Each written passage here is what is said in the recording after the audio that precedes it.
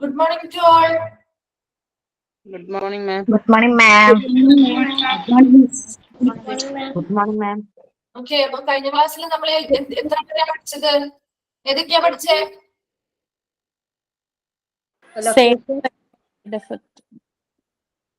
കേട്ടില്ല.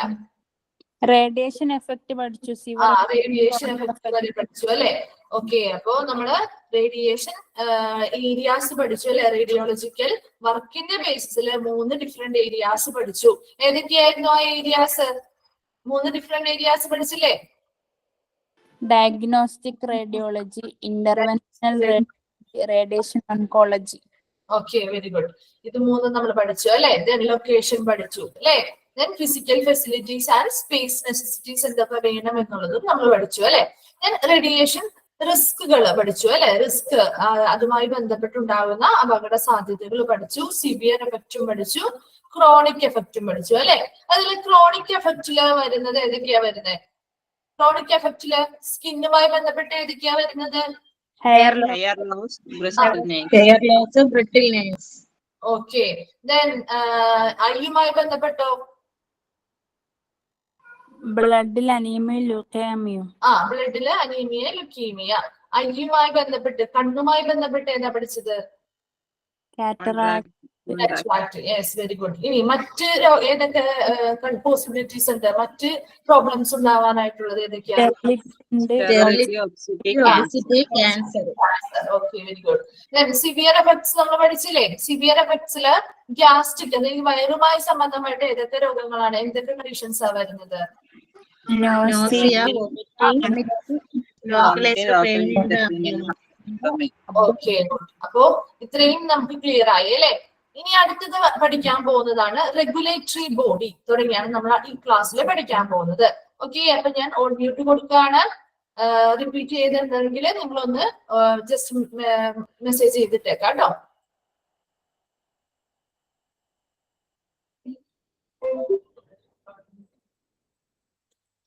ഓക്കെ, അപ്പോ regulatory body എന്ന് പറയുന്നത് ഒരു നിയന്ത്രണ ബോർഡാണ്. അതായത് നമ്മുടെ റേഡിയേഷൻസ് അല്ലെ, റേഡിയോളജി അല്ലേ നമ്മളിപ്പോ പഠിക്കുന്നത്? റേഡിയോളജി ഡിപ്പാർട്ട്മെന്റുമായി ബന്ധപ്പെട്ട് റേഡിയേഷൻസിന്റെ ഉപയോഗവുമായി ബന്ധപ്പെട്ട് അവിടെ ഒരു നിയന്ത്രണ, ഒരു റെഗുലേറ്ററി ബോഡി ഉണ്ട്. അത് എന്താണെന്നാണ് നമ്മൾ നോക്കുന്നത്. Atomic energy regulatory board. ഇതിന്റെയൊക്കെ ഷോർട്ട് ഫോമുകളും എക്സ്പാൻഡഡ് ഫോമുകളും പഠിച്ചിരിക്കണം. എപ്പോഴും ചോദിക്കാനുള്ള ക്വസ്റ്റ്യൻസ് ആണ് കേട്ടോ. എപ്പോഴും ക്വസ്റ്റ്യൻ പേപ്പറിൽ റിപ്പീറ്റ് ചെയ്ത് ഈ ഷോർട്ട് ഫോമുകൾ, എക്സ്പാൻഡഡ് ഫോമുകൾ ഒക്കെ ചോദിക്കാറുണ്ട് കേട്ടോ. അപ്പോ നോട്ട് ചെയ്യുക, the atomic energy regulatory board, that is AERB. Okay, AERB എന്ന് ചോദിച്ചാൽ എന്താണ് അതിന്റെ expanded form? Atomic energy regulatory board, outlined by the central government. അപ്പോ ഈ അറ്റോമിക് എനർജി റെഗുലേറ്ററി ബോർഡ് അല്ലെങ്കിൽ ആണവോർജ നിയന്ത്രണ ബോർഡ് എന്ന് പറയുന്നു. ആണവോർജ നിയന്ത്രണ board as outlined by the central government. എന്താണ്?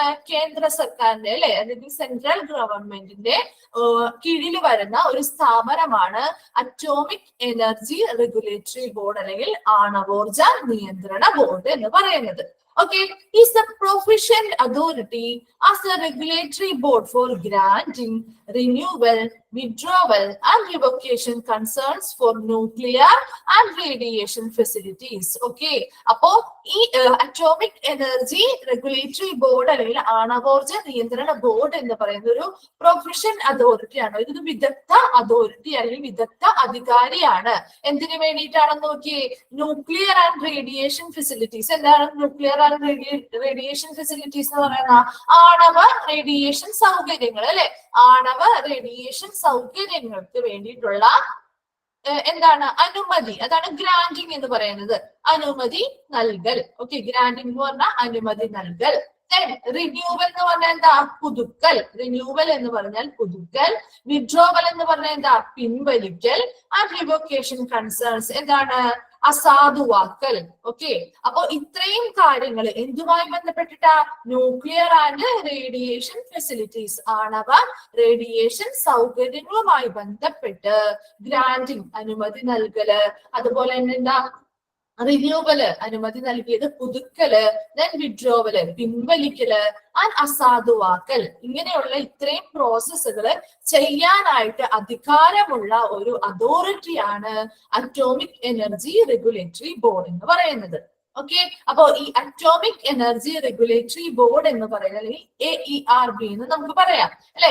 അപ്പോ ഇതിന്റെ പ്രധാന ദൗത്യം എന്ന് പറയുന്നത് ഇങ്ങനെ ആണവ റേഡിയേഷനുകളുമായി ബന്ധപ്പെട്ട് നമ്മുടെ പരിസ്ഥിതിക്കോ അല്ലെങ്കിൽ ജനങ്ങളുടെ ആരോഗ്യത്തിനോ യാതൊരു രീതിയിലുള്ള രോഗങ്ങളോ കാര്യങ്ങളോ അല്ലെങ്കിൽ പ്രശ്നങ്ങളോ ഒന്നും ഉണ്ടാവാതിരിക്കാൻ വേണ്ടിയിട്ട് അതിനെ നിയന്ത്രിക്കുന്ന അല്ലെ, അതിനെ മൊത്തത്തിൽ ആ സുരക്ഷയെ മേൽനോട്ടം വഹിക്കുക എന്നുള്ളതാണ് ഈ അറ്റോമിക് എനർജി റെഗുലേറ്ററി ബോർഡിന്റെ ഒരു പ്രധാന ദൗത്യം എന്ന് പറയുന്നത്. ഓക്കെ, അപ്പൊ ഇങ്ങനെയുള്ള റേഡിയേഷൻസിൽ നിന്നും മറ്റ് ജനങ്ങൾക്കോ അല്ലെങ്കിൽ നമ്മുടെ പരിസ്ഥിതിക്കോ എന്തെങ്കിലും രീതിയിലുള്ള പ്രോബ്ലംസ് ഉണ്ടാകുന്നുണ്ടോ, അതുണ്ടെങ്കിൽ ഉണ്ടാവുന്നുണ്ടെങ്കിൽ അതിനെതിരെയുള്ള സുരക്ഷ അല്ലെങ്കിൽ ഇങ്ങനെയൊക്കെ പ്രൊട്ടക്ഷൻ കൊടുക്കണം എന്നുള്ളതിനെ പറ്റിയൊക്കെയുള്ള ഒരു കാര്യങ്ങള് നിയന്ത്രിക്കുന്ന അല്ലെങ്കിൽ കാര്യങ്ങൾ തീരുമാനിക്കാനായിട്ട് കൊടുത്തിരിക്കുന്ന ഒരു പ്രൈമറി അതോറിറ്റി അല്ലെങ്കിൽ പ്രാഥമിക സ്ഥാപനമാണ് അറ്റോമിക് എനർജി റെഗുലേറ്ററി ബോർഡ്. അപ്പൊ ഇവിടെ എപ്പോഴും എന്താണ് നമ്മുടെ ജനങ്ങളുടെ അല്ലെങ്കിൽ പൊതുജനത്തെ പബ്ലിക്കിന്റെയും അതുപോലെ തന്നെ നമ്മുടെ എൻവയോൺമെന്റിന്റെയും പ്രൊട്ടക്ഷനെയാണ്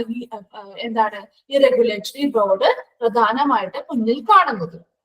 ഓക്കെ, അപ്പോ ഇപ്പൊ റേഡിയേഷനുമായി നമ്മൾ റേഡിയോളജിയുമായി ബന്ധപ്പെട്ട് എന്തുകൊണ്ടാണ് ഇങ്ങനെ ഒരു റെഗുലേറ്ററി ബോർഡിനെ പറ്റി പഠിക്കുന്നത്?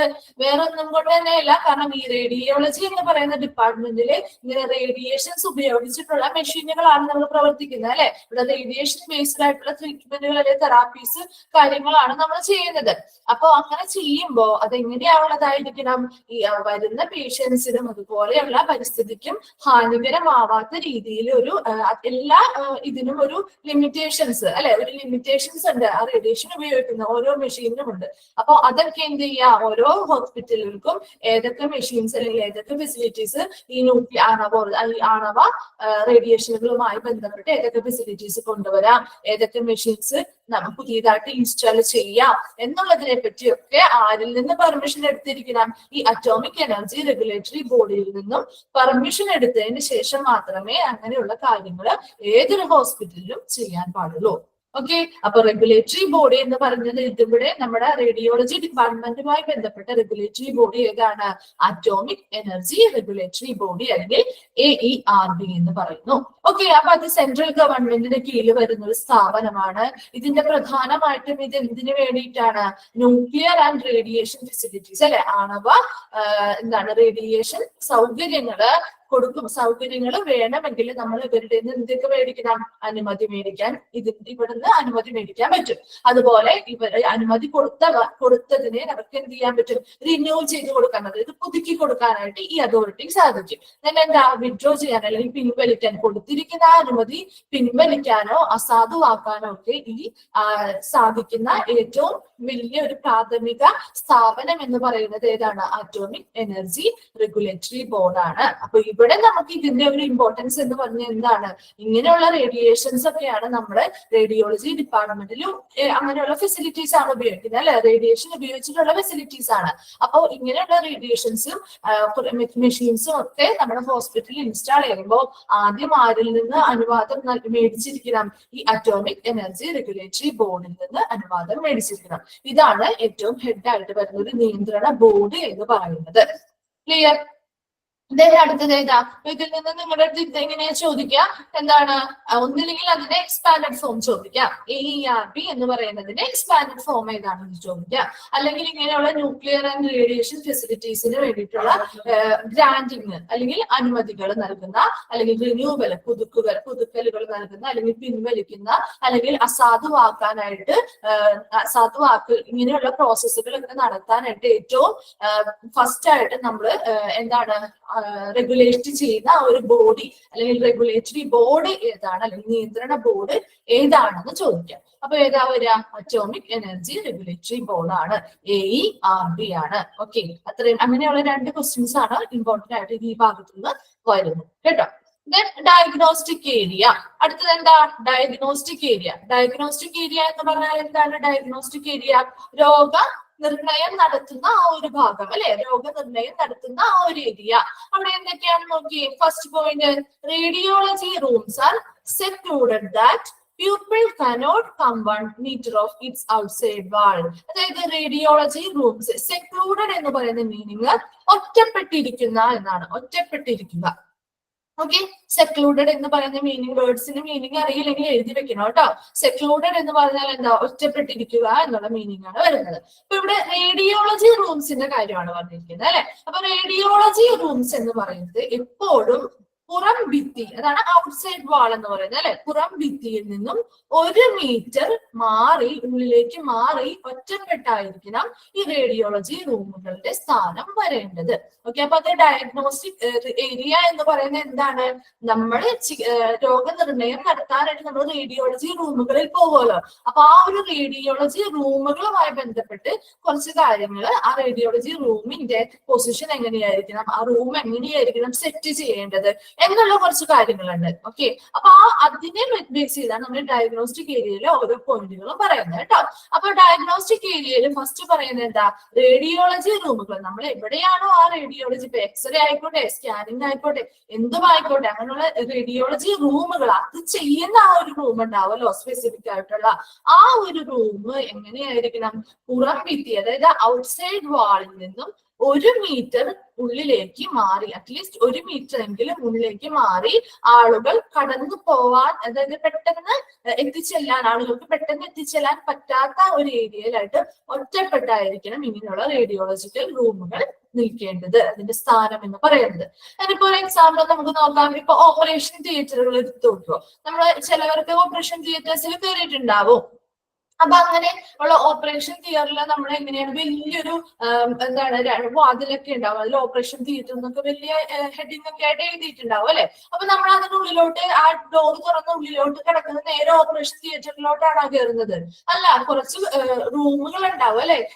പേഷ്യൻസ്, ഓപ്പറേഷൻ കഴിഞ്ഞ പേഷ്യൻസിന് കിടക്കാനായിട്ടുള്ള വാർഡുകൾ പോലെയുള്ള റൂമുകൾ ഉണ്ടാവും, നേഴ്സിംഗ് റൂമുകൾ ഉണ്ടാവും. അപ്പൊ അതിനുള്ളിൽ ഒത്തിരി റൂമുകൾ സെറ്റ് ചെയ്തിട്ടുണ്ട്. അതിന്റെ ഏറ്റവും ഒരു കോർണറിലായിട്ടുള്ള ഒരു റൂമായിരിക്കും ചിലപ്പം ഓപ്പറേഷൻ തിയേറ്റർ ആയിട്ട് സെറ്റ് ചെയ്തിരിക്കുക അല്ലെ. അപ്പൊ അല്ലാതെ നമ്മൾ ഡോർ തുറന്ന് നേരെ കയറുന്നത് ഓപ്പറേഷൻ തിയേറ്ററിലോട്ടായിരിക്കോ? അല്ല. അപ്പൊ അതുപോലെ തന്നെയാണ് ഈ റേഡിയോളജി റൂമുകളുടെ കേസ് പറയുന്നത്. റേഡിയോളജി ഡിപ്പാർട്ട്മെന്റിനുള്ളിലേക്ക് കയറുമ്പോൾ അവിടെ ഒത്തിരി ഏരിയാസ് ആയിട്ട് തിരിച്ചിട്ടുണ്ട്.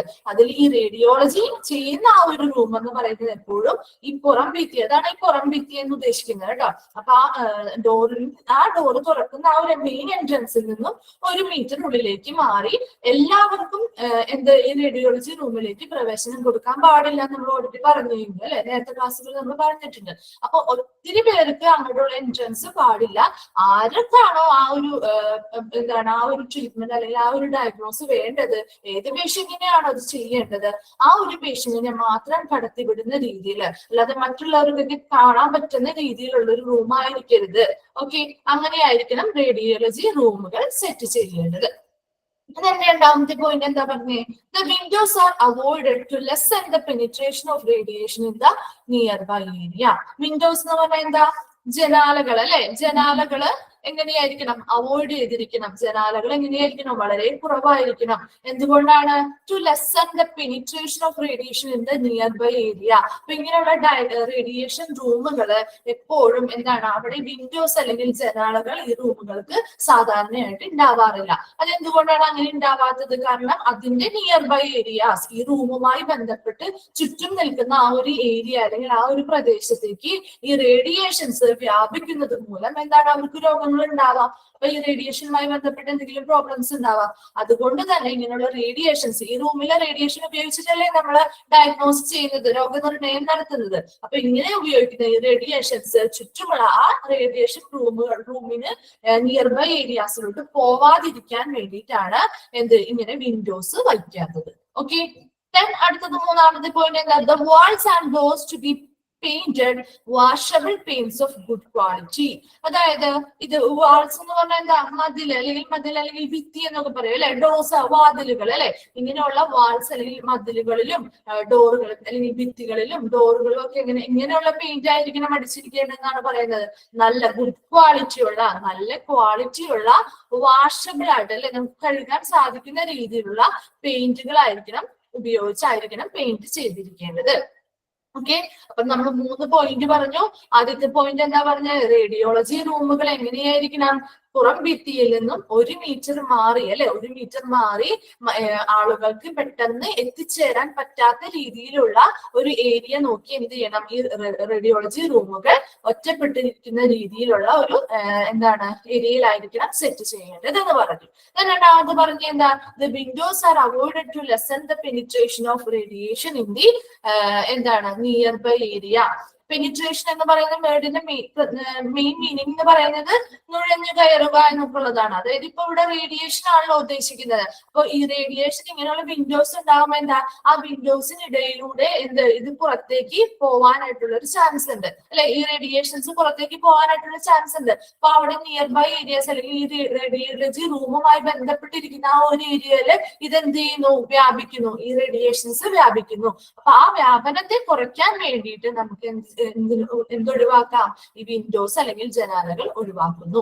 ഓക്കെ, മൂന്നാമത്തെ പോയിന്റ് പറഞ്ഞത് എന്താണ്, വാഷബിൾ ആയിട്ടുള്ള ഗുഡ് ക്വാളിറ്റി, നല്ല ക്വാളിറ്റിയിലുള്ള വാഷബിൾ ആയിട്ടുള്ള പെയിന്റ്സ് ഉപയോഗിച്ചിട്ടായിരിക്കണം ഈ റേഡിയോളജി റൂമുകളുടെ വാൾസും ഡോർസും ഒക്കെ പെയിന്റ് ചെയ്യേണ്ടത്. നാലാമത്തെ പോയിന്റ് നോക്കി, ആസ് പെർ ടു BARC, ഇവിടെയും ഒരു short form and expanded form വരുന്നുണ്ട്, നോട്ട് ചെയ്യണം കേട്ടോ.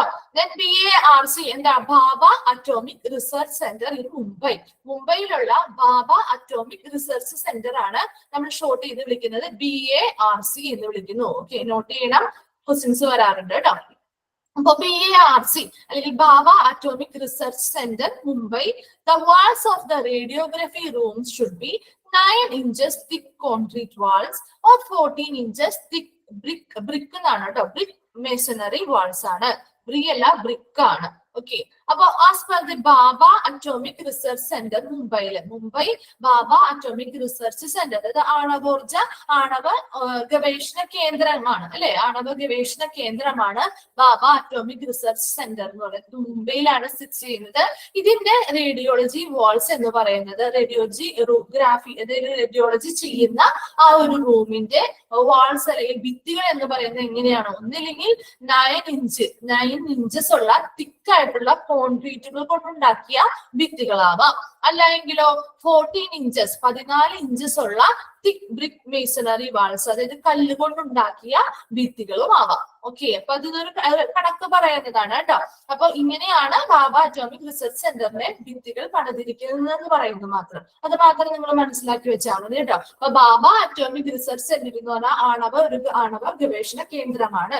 എവിടെയുള്ളതാണ്, മുംബൈയിലുള്ള ഒരു ആണവ ഗവേഷണ കേന്ദ്രമാണ് BARC അല്ലെങ്കിൽ ഭാഭ അറ്റോമിക് റിസർച്ച് സെന്റർ എന്ന് പറയുന്നത്. ഇതിന് അവിടുത്തെ റേഡിയോളജി നടത്തുന്ന ആ റൂമിന്റെ ഭിത്തികൾ അല്ലെങ്കിൽ വാൾസ് എന്ന് പറയുന്നത് എങ്ങനെയാണ്, ഒന്നില്ലെങ്കിൽ 9 ഇഞ്ച് തിക്കായിട്ടുള്ള കോൺക്രീറ്റ് വാൾസ് ആയിരിക്കും, അല്ലെ, കോൺക്രീറ്റ് കൊണ്ട് ഉണ്ടാക്കിയ ഭിത്തികളാവാം. അല്ല എന്നുണ്ടെങ്കിലോ 14 ഇഞ്ച് തിക്കുള്ള 14 ഇഞ്ചസ് തിക്നെസ് ഉള്ള എന്താണ് ബ്രിക് മേസണറി, എന്താണ് ബ്രിക് മേസണറി, കല്ല് കൊണ്ടുണ്ടാക്കിയ ഭിത്തികൾ അല്ലെങ്കിൽ വാൾസ് ആവാം. ഓക്കെ, നെക്സ്റ്റ് പോയിന്റ് നോക്കിയേ, കീപ് മിനിമം ഫർണിച്ചർ. അപ്പൊ ഈ റേഡിയോളജി റൂമുകളിൽ എപ്പോഴും എങ്ങനെയായിരിക്കണം, കീപ് മിനിമം ഫർണിച്ചറുകൾ എപ്പോഴും കുറവായിരിക്കണം, അല്ലെ. ഈ റേഡിയോളജി റൂമുകളില് എപ്പോഴും ഫർണിച്ചേഴ്സ് എങ്ങനെയായിരിക്കണം, എപ്പോഴും വേണ്ടത് കുറവ് മാത്രമേ ഉണ്ടാവാൻ പാടുള്ളൂ.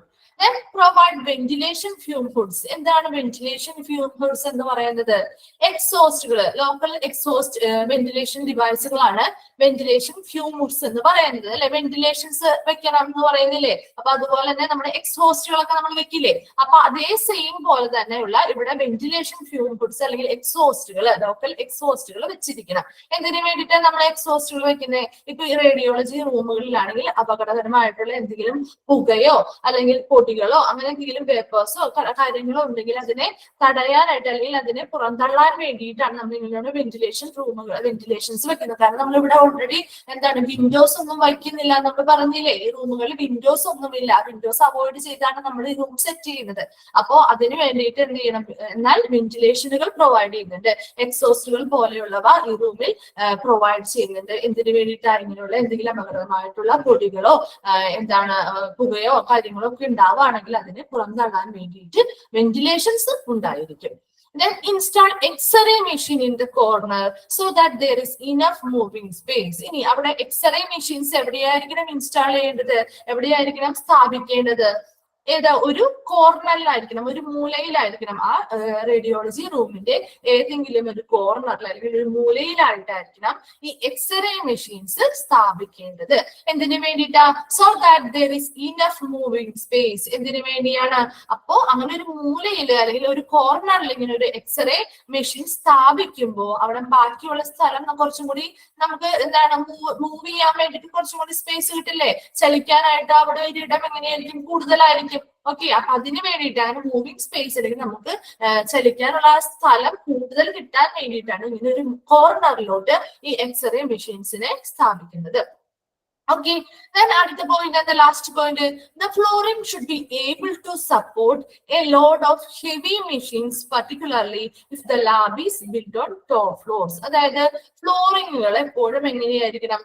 എന്തിനെ സപ്പോർട്ട് ഈ റേഡിയോളജി ഡിപ്പാർട്ട്മെന്റിൽ ഉപയോഗിക്കുന്ന ഏത് മെഷീൻസിനും നല്ല ഹെവി വെയിറ്റ് ഉള്ള മെഷീൻസ് ആയിരിക്കും. CT ആയിക്കോട്ടെ, MRI ആയിക്കോട്ടെ, ഏത് മെഷീൻസ് ആണെങ്കിലും കുറച്ച് ലോഡ് അല്ലെങ്കിൽ വെയിറ്റ് ഹെവി മെഷീൻസ് ആയിരിക്കും. അപ്പൊ ഇങ്ങനെയുള്ള ഈ മെഷീൻസിന്റെ ലോഡ് താങ്ങാൻ പറ്റുന്ന, അതാണ് സപ്പോർട്ട് ചെയ്യുന്ന, താങ്ങാൻ പറ്റുന്ന രീതിയിലുള്ള ഫ്ലോറിംഗ് ആയിരിക്കണം ഹോസ്പിറ്റലിൽ ചെയ്യേണ്ടത്. പ്രധാനമായിട്ടും അത് പറയുന്നത് ഈ റേഡിയോളജി ഡിപ്പാർട്ട്മെന്റ് ടോപ്പ് ഫ്ലോറുകൾ അല്ലെ മുകളിലത്തെ നിലകളിലാണ് സ്ഥാപിക്കുന്നതെങ്കിൽ അവിടുത്തെ ഫ്ലോറിംഗ് എന്ന് പറയുന്നത് എങ്ങനെയായിരിക്കണം? എപ്പോഴും ഈ ലോഡ്, ഈ ഹെവി ലോഡായിട്ടുള്ള ഈ മെഷീൻസിനെ സപ്പോർട്ട് ചെയ്യാൻ അല്ലെങ്കിൽ താങ്ങി നിർത്താൻ പറ്റുന്ന രീതിയിലുള്ള പണിയായിരിക്കണം അവിടെ നടത്തേണ്ടത്. ഓക്കെ, പക്ഷെ നമ്മൾ ഓൾറെഡി അതുകൊണ്ട് തന്നെ നമ്മൾ ഓൾറെഡി കഴിഞ്ഞ ക്ലാസ്സിൽ ലൊക്കേഷൻ പഠിച്ചപ്പോൾ നമ്മൾ പറഞ്ഞില്ലേ, എപ്പോഴും അനുയോജ്യമായിട്ടുള്ള ലൊക്കേഷൻ എപ്പോഴും ഈ റേഡിയോളജിയുടെ ഉണ്ടാവേണ്ടത് എവിടെ തന്നെയാണ്? ഗ്രൗണ്ട് ഫ്ലോറിൽ തന്നെയാണ് അല്ലെ?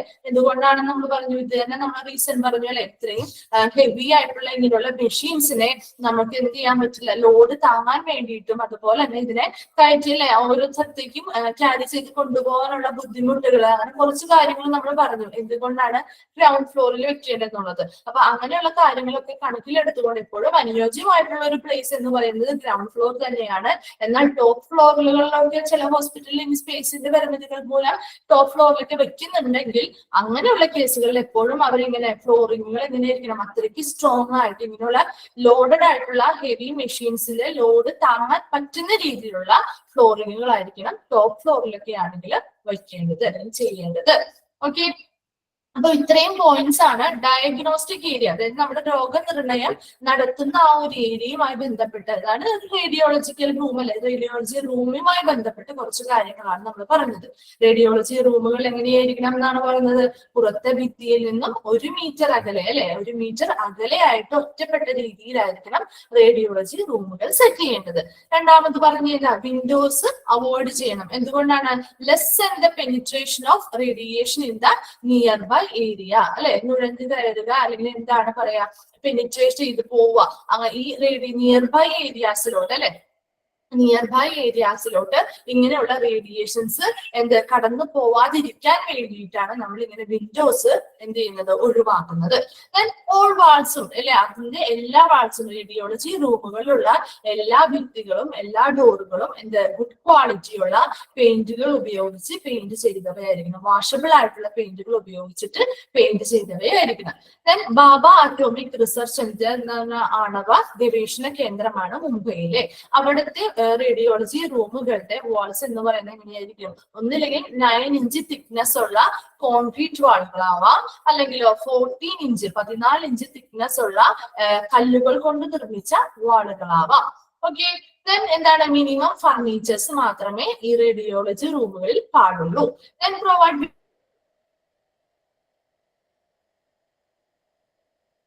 അപ്പൊ അതുകൊണ്ട് ഈ എന്തെങ്കിലും അപകടകരമായിട്ടുള്ള രീതിയിലുള്ള പുകകളോ പൊടികളോ അല്ലെങ്കിൽ വേപ്പേഴ്സോ കാര്യങ്ങളോ എന്തെങ്കിലും ഉണ്ടാവാൻ എന്നുണ്ടെങ്കിൽ അതിനെ തടയാൻ വേണ്ടി അല്ലെങ്കിൽ അതിനെ പുറത്തേക്ക് പുറന്തള്ളാൻ വേണ്ടിയിട്ട് എന്താണ് ഒരു വെന്റിലേഷൻ, എക്സോസ്റ്റ് പോലെയുള്ള ഒരു വെന്റിലേഷൻ സർവീസ് പ്രൊവൈഡ് ചെയ്തിരിക്കണം. ദെൻ ഇൻസ്റ്റാൾ എക്സ്റേ മെഷീൻസ് അല്ലെ. എക്സ്റേ മെഷീൻസ് സ്ഥാപിക്കേണ്ടത് എപ്പോഴും എങ്ങനെയാണ്? ആ റേഡിയോളജി റൂമിന്റെ ഒരു കോർണറിലായിട്ട് അല്ലെങ്കിൽ ഒരു മൂലയിലായിട്ട് വേണം സ്ഥാപിക്കാൻ. എന്തിനു വേണ്ടിയാ? ഇനഫ് മൂവിങ് സ്പേസ് കിട്ടാൻ വേണ്ടിയിട്ട്, ചലിക്കാനായിട്ടുള്ള ഇടം കുറച്ച് കൂടുതൽ കിട്ടാൻ വേണ്ടിയിട്ട് അല്ലെ, നമുക്ക് എന്താണ് പാസേജ് കുറച്ച് സ്പേസ് നമുക്ക് ഫ്രീ ആയിട്ട് കിട്ടാൻ വേണ്ടിയിട്ടാണ് അങ്ങനെ ഒരു കോർണറിൽ ഈ എക്സ്റേ മെഷീൻസ് ഇൻസ്റ്റാൾ ചെയ്യുന്നത്. തന്നെ എന്താ പറഞ്ഞ ടോപ്പ് ഫ്ലോർസിൽ എങ്ങാനുമാണ് ഇങ്ങനെയുള്ള റേഡിയോളജി ഡിപ്പാർട്ട്മെന്റ് വയ്ക്കുന്നതെങ്കിൽ അവരെപ്പോഴും എങ്ങനെയായിരിക്കണം, ഫ്ലോറിങ് ശ്രദ്ധിച്ചിരിക്കണം. കാരണം ഇത് ഹെവി മെഷീൻസ് ആണ് ഇവിടെ ഉള്ളത്. അപ്പൊ ആ ഹെവി മെഷീൻസിന്റെ ലോഡ് താങ്ങാൻ പറ്റുന്ന രീതിയിലുള്ള ഫ്ലോറിങ്ങുകളായിരിക്കണം. ടോപ്പ് ഫ്ലോറിലാണ് ഇങ്ങനെയുള്ള ഡിപ്പാർട്ട്മെന്റുകൾ വെക്കുന്നത് എങ്കിൽ അവിടെ ഒന്ന് ശ്രദ്ധിക്കേണ്ടതായിട്ടുണ്ട്. ഗ്രൗണ്ട് ഫ്ലോറിലാണെങ്കിൽ ഏറ്റവും അനുയോജ്യമായിട്ടുള്ള സ്ഥലം എന്ന് പറയുന്നത് ഗ്രൗണ്ട് ഫ്ലോർ തന്നെയാണ്. അവിടെയാണെങ്കിലും എന്താണ് ഇങ്ങനെയുള്ള ലോഡിങ്, ഗ്രൗണ്ട് ഫ്ലോർ ആകുമ്പോൾ ഇങ്ങനെ ലോഡിങ് താങ്ങുന്നതിന്റെ ഒരു പ്രശ്നം അധികം വരുന്നില്ല. പക്ഷെ ടോപ്പ് ഫ്ലോറുകളിൽ വരുമ്പോൾ അത് എപ്പോഴും ശ്രദ്ധിക്കേണ്ടതായിട്ടുണ്ട്. ഓക്കെ, അതാണ് ഡയഗ്നോസ്റ്റിക് ഏരിയയിൽ പറയുന്നത്. ഓക്കെ, അത് radiation protection. Okay, radiation protection എന്ന് പറഞ്ഞാൽ എന്താ? റേഡിയേഷനിൽ നിന്നുമുള്ള സംരക്ഷണം അല്ലെ. അതായത് റേഡിയേഷനുകൾ നമുക്ക് ഈ ഇങ്ങനെയുള്ള ഡയഗ്നോസുകൾ ചെയ്യുമ്പോഴൊക്കെ നമ്മൾ റേഡിയേഷനുമായിട്ട് എക്സ്പോഷർ ആവുന്നുണ്ട് അല്ലെ. അപ്പൊ അങ്ങനെയുള്ള കേസുകളിൽ പ്രൊട്ടക്ഷൻ അല്ലെ, നമുക്ക് പ്രൊട്ടക്ഷൻ വേണം അല്ലെങ്കിൽ അതിൽ നിന്ന് സംരക്ഷണം വേണം. അതുമായി ബന്ധപ്പെട്ട കുറച്ച് കാര്യങ്ങളാണ് ഇനി നമ്മൾ നോക്കാൻ പോകുന്നത്. അതായത് റേഡിയേഷൻ പ്രൊട്ടക്ഷനെ നമുക്ക് എങ്ങനെ പറയാം? റേഡിയോളജിക്കൽ പ്രൊട്ടക്ഷൻ എന്നും അറിയപ്പെടുന്നു. ഓക്കെ, റേഡിയേഷൻ പ്രൊട്ടക്ഷനെ also known as radiological protection, മറ്റു പേരിൽ അറിയപ്പെടുന്നത് എന്താ? റേഡിയോളജിക്കൽ പ്രൊട്ടക്ഷൻ എന്നും അറിയപ്പെടുന്നു. And is defined by the international atomic energy agency. കണ്ടോ, അടുത്തൊരു പോയിന്റ് കൂടി വരുന്നുണ്ട്, അതും നോട്ട് ചെയ്ത് വെക്കണം. IAEA. എന്താണ് IAEA എന്ന് ചോദിച്ചാല്? International atomic energy agency. തിരിഞ്ഞു പോകരുത്, ഇന്റർനാഷണൽ അറ്റോമിക് എനർജി ഏജൻസിയാണ് IAEA. ഓക്കെ, ഇങ്ങനെയുള്ള ഷോർട്ട് ഫോംസ് നോട്ട് ചെയ്ത് വെക്കണം. എന്താണ്? ഇതാണ് ഈ ഇന്റർനാഷണൽ അറ്റോമിക് എനർജി ഏജൻസി അല്ലെങ്കിൽ IAEA ആണ് എന്തിനു വേണ്ടിയിട്ടുള്ള ഡെഫിനിഷൻ കൊടുത്തിരിക്കുന്നത്? ഈ റേഡിയേഷൻ പ്രൊട്ടക്ഷന് വേണ്ടിയിട്ടുള്ള ഡെഫിനിഷൻ കൊടുത്തിരിക്കുന്നത്. ഈ IAEA ഡിഫൈൻ ചെയ്യുന്നത് റേഡിയേഷൻ പ്രൊട്ടക്ഷൻ എന്താണെന്നാണ് ഡിഫൈൻ ചെയ്യുന്നത്. നോക്കിയേ, the protection of people from injurious effects of exposure to ionizing radiation and the means for attaching these. എന്താണ് ഈ IAEA പറയുന്നത്? റേഡിയേഷൻ പ്രൊട്ടക്ഷൻ എന്ന് പറഞ്ഞാല് ആർക്കുണ്ട് പ്രൊട്ടക്ഷൻ ആണെന്ന് പറയുന്നത്? അയനൈസിങ് റേഡിയേഷൻ, ഇങ്ങനെ നമ്മൾ ഉപയോഗിക്കുന്ന എക്സ്റേസ് പോലെയുള്ള ഗാമാറേസ് പോലെയുള്ള അയനൈസിങ് റേഡിയേഷനുകളിൽ നിന്നും റേഡിയേഷനുകളുമായി സമ്പർക്കം പുലർത്തുന്ന ആളുകൾ അല്ലെ, അങ്ങനെയായിട്ട് ഈ റേഡിയേഷൻസുമായിട്ട് എക്സ്പോഷർ ആവുന്ന അല്ലെങ്കിൽ സമ്പർക്കം പുലർത്തുന്ന ആളുകൾക്ക് വരുന്ന എന്താണ് രോഗങ്ങൾ, ഇഞ്ചുറീസ് ഒക്കെ, അതുമായി ബന്ധപ്പെട്ട് വരുന്ന ഇഞ്ചുറീസിൽ നിന്നൊക്കെ ആളുകളെ സംരക്ഷിക്കുക എന്നുള്ളതാണ് റേഡിയേഷൻ പ്രൊട്ടക്ഷൻ എന്ന് പറയുന്നത്. ഓക്കെ, അപ്പൊ ഒന്നുകൂടി പറയാം, റേഡിയേഷൻ പ്രൊട്ടക്ഷനെ നമുക്ക് എന്തെന്ന് വിളിക്കാം? റേഡിയോളജിക്കൽ പ്രൊട്ടക്ഷൻ എന്നും അറിയപ്പെടുന്നുണ്ട്. ഓക്കെ, ഇതിനെ ഡിഫൈൻ ചെയ്യുന്നത് ആരാണ്? ഈ റേഡിയേഷൻ എന്താണ് റേഡിയേഷൻ പ്രൊട്ടക്ഷൻ എന്ന് പറഞ്ഞു നൽകുന്നത് ആരാണ്? International atomic energy agency, that is IAEA പറയുന്നത് പ്രകാരം ഈ റേഡിയേഷൻ പ്രൊട്ടക്ഷൻ എന്ന് പറയുന്നത് റേഡിയേഷൻസ്, അതായത് എക്സ്റേസ്, ഗാമാറേസ് പോലുള്ള റേഡിയേഷൻസ് നമ്മൾ ഈ റേഡിയോളജി ചെയ്യുമ്പോൾ ഉപയോഗിക്കുന്നുണ്ട് അല്ലെ. അങ്ങനെയുള്ള അയനൈസിങ് റേഡിയേഷൻസ് വഴി മൂലം ഉണ്ടാകുന്ന പേഷ്യൻസിന് കുറച്ച് ഇഞ്ചുറീസ് കാര്യങ്ങളോ എന്തെങ്കിലും ഹെൽത്ത് റിലേറ്റഡ് പ്രോബ്ലംസ് ഒക്കെ ഉണ്ടാവുന്നില്ലേ? അപ്പൊ അങ്ങനെയുള്ള പ്രശ്നങ്ങളിൽ നിന്നും ആളുകളെ, അതുമായി ബന്ധപ്പെട്ട് സമ്പർക്കം പുലർത്തുന്ന ആളുകളിൽ ഉണ്ടാവുന്ന ഇങ്ങനെയുള്ള പ്രശ്നങ്ങളിൽ നിന്നും ഇവരെ സംരക്ഷിക്കുക, പ്രൊട്ടക്ഷൻ കൊടുക്കുക എന്നുള്ളതാണ് റേഡിയേഷൻ പ്രൊട്ടക്ഷൻ എന്ന് പറയുന്നത്. ഓക്കെ, റേഡിയേഷനിൽ നിന്നും സിമ്പിൾ ആയിട്ട് നമുക്ക് എങ്ങനെ പറയാം? റേഡിയേഷനിൽ നിന്നും അതുമായി ബന്ധപ്പെട്ട് അല്ലെങ്കിൽ സമ്പർക്കം പുലർന്ന എക്സ്പോഷറുമായിട്ടുള്ള ആളുകൾക്ക് എന്ത് ചെയ്യുന്നു? പ്രൊട്ടക്ഷൻ നൽകുന്നു. ഓക്കെ, അപ്പൊ ഈ റേഡിയേഷൻ പ്രൊട്ടക്ഷൻ എന്ന് പറയുന്നത് റേഡിയോളജിക്കൽ പ്രൊട്ടക്ഷൻ എന്നും നമുക്ക് വിളിക്കാൻ പറ്റും. രണ്ടും സെയിം നെയിം തന്നെയാണ് കേട്ടോ. ഓക്കെ, റേഡിയേഷൻ പ്രൊട്ടക്ഷൻ എന്താണെന്ന് ചോദിച്ചാലും റേഡിയോളജിക്കൽ പ്രൊട്ടക്ഷൻ എന്താണെന്ന് ചോദിച്ചാലും ഒന്ന് തന്നെയാണ്. ഓക്കെ, അപ്പൊ ഈ റേഡിയേഷൻ പ്രൊട്ടക്ഷൻ ആയാലും റേഡിയോളജിക്കൽ പ്രൊട്ടക്ഷനെയും ഒക്കെ ഡിഫൈൻ ചെയ്തിരിക്കുന്നത് ആരാണ്? International atomic energy agency, that is IAEA പറയുന്നത് പ്രകാരം ഈ റേഡിയേഷൻ പ്രൊട്ടക്ഷൻ എന്ന് പറയുന്നത് എന്താണെന്നാണ് പറയുന്നത്? അയനൈസിങ് റേഡിയേഷൻസ്, അതായത് നമ്മൾ ഇവിടെ റേഡിയേഷൻസ് ചെയ്യുന്ന സമയത്ത് ഉപയോഗിക്കുന്ന എക്സ്റേസ്, ഗാമാറേസ് പോലെയുള്ള റേഡിയേഷനുകളിൽ നിന്ന് ആളുകൾക്ക് ഉണ്ടാവുന്ന ഇഞ്ചുറീസ് ഉണ്ടാവാം, അല്ലെങ്കിൽ ചില ഹെൽത്ത് റിലേറ്റഡ് പ്രോബ്ലംസ് ഉണ്ടാവുന്നുണ്ട്. അപ്പൊ ഇങ്ങനെയുള്ളവയിൽ നിന്നും എല്ലാം ഉള്ള ആളുകളെ, അതായത് ഇങ്ങനെയുള്ള റേഡിയേഷൻസ് എക്സ്പോസ് ചെയ്യുന്ന അല്ലെങ്കിൽ സമ്പർക്കം ഇങ്ങനെയുള്ള റേഡിയേഷൻസുമായിട്ട് സമ്പർക്കം പുലർത്തുന്ന ആളുകൾക്കുള്ള സംരക്ഷണം ഉറപ്പുവരുത്തുക എന്നുള്ളതാണ് റേഡിയേഷൻ പ്രൊട്ടക്ഷൻ പറയുന്നത്. ഓക്കെ, ഞാൻ അതിലെ 3 ടൈപ്പ് പ്രൊട്ടക്ഷൻ ആണ് പറയുന്നത് കേട്ടോ. 3 ടൈപ്പ് പ്രൊട്ടക്ഷൻ ആണ് ചോദിക്കാറുണ്ട്. Occupational radiation protection, medical radiation protection and public radiation protection. Okay, അതിൽ ഒക്യുപേഷണൽ റേഡിയേഷൻ പ്രൊട്ടക്ഷൻ, അതിൽ ഒക്യുപേഷണൽ എന്ന് പറഞ്ഞാൽ എന്താണ്? ഒക്യുപേഷണൽ നമ്മുടെ ജോലി സംബന്ധമായിട്ടുള്ള അല്ലെ, തൊഴിൽ സംബന്ധം, തൊഴിലല്ലേ ഒക്യുപേഷൻ എന്താണെന്ന് ചോദിച്ചാൽ നമ്മൾ തൊഴിലല്ലേ എഴുതുന്നത്. അപ്പൊ ഒക്യുപേഷണൽ റേഡിയേഷൻ പ്രൊട്ടക്ഷൻ എന്ന് പറയുന്നത് തൊഴിൽ സംബന്ധമായിട്ട് അല്ലെ, തൊഴിൽ മേഖലയുമായി ബന്ധപ്പെട്ടുള്ള റേഡിയേഷൻ പ്രൊട്ടക്ഷൻ. അങ്ങനെ തൊഴിലുമായി ബന്ധപ്പെട്ടുണ്ടാകുന്ന റേഡിയേഷൻസ് ഉണ്ടാകുന്നുണ്ടെങ്കിൽ അതിൽ നിന്നുള്ള പ്രൊട്ടക്ഷൻ ആണ് ഒക്യുപേഷണൽ റേഡിയേഷൻ പ്രൊട്ടക്ഷനിൽ വരുന്നത്. ഓക്കെ, എന്താണെന്ന് നോക്കി, which is the protection of workers in circumstances where their exposure is directly connected with their work. അല്ലെ, ഇപ്പൊ ഇതിൽ പറയുന്നത് ഇതാണ്. ഇപ്പൊ റേഡിയോളജി ഡിപ്പാർട്ട്മെന്റിൽ ഒത്തിരി സ്റ്റാഫ് വർക്ക് ചെയ്യുന്നുണ്ട് അല്ലെ, റേഡിയോളജിസ്റ്റുകൾ ഉണ്ട്, നേഴ്സസ് ഉണ്ട്, അതുമായി ബന്ധപ്പെട്ട് ഒത്തിരി ടെക്നീഷ്യൻസ് ഉണ്ട്. അപ്പൊ കുറെ അധികം സ്റ്റാഫുകൾ വർക്ക് ചെയ്യുന്ന ഒരു ഡിപ്പാർട്ട്മെന്റ് ആണ് ഈ റേഡിയോളജി ഡിപ്പാർട്ട്മെന്റ്. ഇങ്ങനെ ഒരു റേഡിയോളജി ഡിപ്പാർട്ട്മെന്റിൽ വർക്ക് ചെയ്യുമ്പോൾ ഈ വർക്ക് ചെയ്യുന്ന എല്ലാ സ്റ്റാഫുകളും എങ്ങനെയായിരിക്കും? ഡയറക്ട്ലി ഈ റേഡിയേഷൻസുമായിട്ട് എക്സ്പോഷർ ആയിരിക്കും അല്ലെ, സമ്പർക്കം പുലർത്തുന്നില്ലേ? ഡയറക്ട്ലി തന്നെ നേരിട്ട് ഇങ്ങനെയുള്ള റേഡിയേഷൻസുമായിട്ടൊരു സമ്പർക്കം പുലർത്തുന്നുണ്ട്. അപ്പൊ അങ്ങനെ അത് എന്തുകൊണ്ടാണ്? അവരുടെ വർക്കുമായി ബന്ധപ്പെട്ടാണ് അല്ലെ. അതാണ് ഒക്യുപേഷണൽ എന്ന് പറയുന്നത്. അവരുടെ തൊഴിലുമായി അല്ലെങ്കിൽ അവരുടെ വർക്കുമായി ബന്ധപ്പെട്ട് അവിടെ വർക്ക് ചെയ്യുന്ന ഈ റേഡിയോളജി ഡിപ്പാർട്ട്മെന്റിൽ വർക്ക് ചെയ്യുന്ന എല്ലാ സ്റ്റാഫുകളും ഈ റേഡിയേഷനുമായിട്ട് നേരിട്ട് സമ്പർക്കം പുലർത്തുന്നവരാണ്. അങ്ങനെയുള്ള പേഷ്യൻസിന് ഈ റേഡിയേഷനുകളിൽ നിന്നും പ്രൊട്ടക്ഷൻ നൽകുക എന്നുള്ളതാണ് ഒക്യുപേഷണൽ റേഡിയേഷൻ പ്രൊട്ടക്ഷനിൽ വരുന്നത്. ഓക്കെ, അപ്പൊ എന്താണ്? ഇങ്ങനെ വർക്ക് ചെയ്യുന്ന ഇത് റേഡിയോളജി ഡിപ്പാർട്ട്മെന്റുകളിൽ വർക്ക് ചെയ്യുന്നവര് റേഡിയേഷനുമായിട്ട് നേരിട്ട് സമ്പർക്കം പുലർത്തുന്നവരായിരിക്കും. ഇങ്ങനെ വർക്ക് ചെയ്യുന്ന ഈ റേഡിയോളജി ഡിപ്പാർട്ട്മെന്റിൽ വർക്ക് ചെയ്യുന്ന ഈ ആളുകൾക്ക് അല്ലെ, ഈ വർക്കേഴ്സിന് പ്രൊട്ടക്ഷൻ നൽകുക എന്നുള്ളതാണ് ഒക്യുപേഷണൽ റേഡിയേഷൻ പ്രൊട്ടക്ഷനിൽ വരുന്നത്. ഓക്കെ, രണ്ടാമത്തേത് ഏതാ? Medical radiation protection. Medical radiation protection which is the protection of patients. അപ്പൊ ആദ്യത്തെ നമ്മൾ എന്താ പറഞ്ഞേ? അവിടെ ജോലി ചെയ്യുന്ന അല്ലെ, റേഡിയേഷനുമായി ബന്ധപ്പെട്ട് വർക്ക് ചെയ്യുന്ന ആളുകളുടെ കേസാണ് പറഞ്ഞത്. ഇനി രണ്ടാമത്തെ മെഡിക്കൽ റേഡിയേഷൻ പ്രൊട്ടക്ഷനിൽ വരുന്ന ഏതാ? പേഷ്യൻസ്. ഓക്കെ, അവിടെ ചികിത്സയ്ക്കായിട്ട് അല്ലെങ്കിൽ രോഗനിർണയം നടത്താനായിട്ട് വരുന്ന പേഷ്യൻസുമായി ബന്ധപ്പെട്ടതാണ് മെഡിക്കൽ റേഡിയേഷൻ പ്രൊട്ടക്ഷൻ. അവിടെ എന്താ? Which is the protection of patients exposed to radiations as part of their diagnosis or treatment. എന്താണ്? അവര് എന്തിനു വേണ്ടിയിട്ടാണ് ഈ റേഡിയേഷൻ വരുന്നത്? ഒന്നില്ലെങ്കിൽ അവരുടെ രോഗനിർണയം നടത്താൻ, അതാണ് ഡയഗ്നോസിസ് എന്ന് പറയുന്നത് അല്ലെ. ഡയഗ്നോസിസ് എന്ന് പറഞ്ഞാൽ എന്താ? രോഗനിർണയം നടത്തുക. ചികിത്സകൾ നടത്തുന്നതിന്റെ ഭാഗമായിട്ടാണ് ഈ പേഷ്യൻസ് എങ്ങനെയാണ് റേഡിയേഷനുമായിട്ട് സമ്പർക്കം പുലർത്തേണ്ടി വരുന്നത്. അപ്പോൾ അങ്ങനെയുള്ള കേസുകളിൽ ഈ പേഷ്യൻസിന് പ്രൊട്ടക്ഷൻ ആണ് മെഡിക്കൽ റേഡിയേഷൻ പ്രൊട്ടക്ഷൻ എന്ന് പറയുന്നത്. ഓക്കെ, മെഡിക്കൽ റേഡിയേഷൻ പ്രൊട്ടക്ഷൻ പേഷ്യൻസിനും ഒക്യുപേഷണൽ റേഡിയേഷൻ പ്രൊട്ടക്ഷൻ എന്താണ്? അവിടെ ഈ റേഡിയേഷനുമായി ബന്ധപ്പെട്ട് തൊഴിൽ ചെയ്യുന്ന വർക്കേഴ്സിന്റെ കേസിലാണ് പറയുന്നത്. ക്ലിയർ? അപ്പൊ മെഡിക്കൽ റേഡിയേഷൻ പ്രൊട്ടക്ഷനില് ഇങ്ങനെ വരുന്ന പേഷ്യൻസ് എന്തിനായിരിക്കും ഈ പേഷ്യൻസ് ഇങ്ങനെ റേഡിയേഷൻസുമായി സമ്പർക്കം പുലർത്തേണ്ടി വരുന്നത്? ഒന്നില്ലെങ്കിൽ അവരുടെ രോഗനിർണയം നടത്താൻ അല്ലെ, ഡയഗ്നോസ് ചെയ്യാൻ വേണ്ടിയിട്ടായിരിക്കും, അല്ലെങ്കിലോ അവരുടെ രോഗവുമായി ബന്ധപ്പെട്ട ട്രീറ്റ്മെന്റുകൾക്ക് വേണ്ടിയിട്ടായിരിക്കാം ഇങ്ങനെ റേഡിയേഷൻസുമായിട്ട് സമ്പർക്കം പുലർത്തേണ്ടി വരുന്നത്.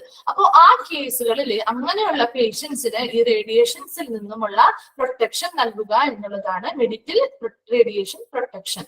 ഓക്കെ, അടുത്ത മൂന്നാമത്തേത് public radiation protection. Public radiation protection എന്ന് പറഞ്ഞാൽ എന്താ? ആർക്ക് വേണ്ടിയിട്ട്? Which is the protection of individual members of the public അല്ലെ, പൊതുജനങ്ങള് അല്ലെങ്കിൽ നമ്മുടെ എന്താ പറയാ പൊതുജനങ്ങള് അല്ലെങ്കിൽ നമ്മുടെ ജനസമൂഹം, അതിൽ ഓരോ ഇൻഡിവിജ്വൽ മെമ്പേഴ്സ് അല്ലെ, ഓരോ ഇൻഡിവിജ്വൽ ആയിട്ടുള്ള ആളുകൾക്കും അല്ലെങ്കിൽ എന്താണ് മൊത്തത്തിലുള്ള ജനറൽ ആയിട്ടുള്ള ആ ഒരു പോപ്പുലേഷൻ അല്ലെങ്കിൽ ആ ഒരു ജനസംഖ്യക്ക് മൊത്തത്തിലായിട്ടും അതുപോലെ തന്നെ അതിലുള്ള ഓരോരുത്തർക്കും എങ്ങനെ കൊടുക്കണം?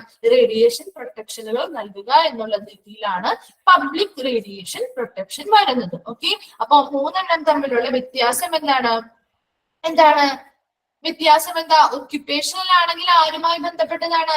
വർക്കേഴ്സ് അല്ലെ? ഈ റേഡിയേഷനുമായി ബന്ധപ്പെട്ട് തൊഴിലുകൾ ചെയ്യുന്ന വർക്കേഴ്സുമായി ബന്ധപ്പെട്ടതാണ് occupational radiation protection. Medical radiation protection ആരുമായി ബന്ധപ്പെട്ടതാണ്? പേഷ്യൻസ് അല്ലെ? പേഷ്യൻസ് അല്ലെങ്കിൽ രോഗികളുമായിട്ട് ഇങ്ങനെ റേഡിയേഷനുകൾ ഉപയോഗിച്ച് എന്തെങ്കിലും രോഗങ്ങൾ നിർണ്ണയിക്കാനോ അല്ലെങ്കിൽ ട്രീറ്റ്മെന്റുകൾക്കോ ഒക്കെ വരുന്ന പേഷ്യൻസുമായി ബന്ധപ്പെട്ടുള്ള പ്രൊട്ടക്ഷൻ ആണ് medical radiation protection. Then public radiation protection എന്താണ് പറയുന്നത്? പബ്ലിക് റേഡിയേഷൻ പ്രൊട്ടക്ഷൻ എന്ന് പറയുന്നത് പൊതുജനസംഖ്യ അല്ലെ? പൊതുജനസംഖ്യ അല്ലെങ്കിൽ പോപ്പുലേഷൻ, പൊതുവായിട്ടുള്ള ജനങ്ങളുടെയും അതിലെ ഓരോ മെമ്പറുകൾ അല്ലെ, ഓരോ ഇൻഡിവിജ്വൽ ആയിട്ടുള്ള ആളുകൾക്കും കൂടിയുള്ള പ്രൊട്ടക്ഷനുകൾ പ്രൊവൈഡ് ചെയ്യുന്നതാണ് പബ്ലിക് റേഡിയേഷൻ പ്രൊട്ടക്ഷൻ എന്ന് പറയുന്നത്.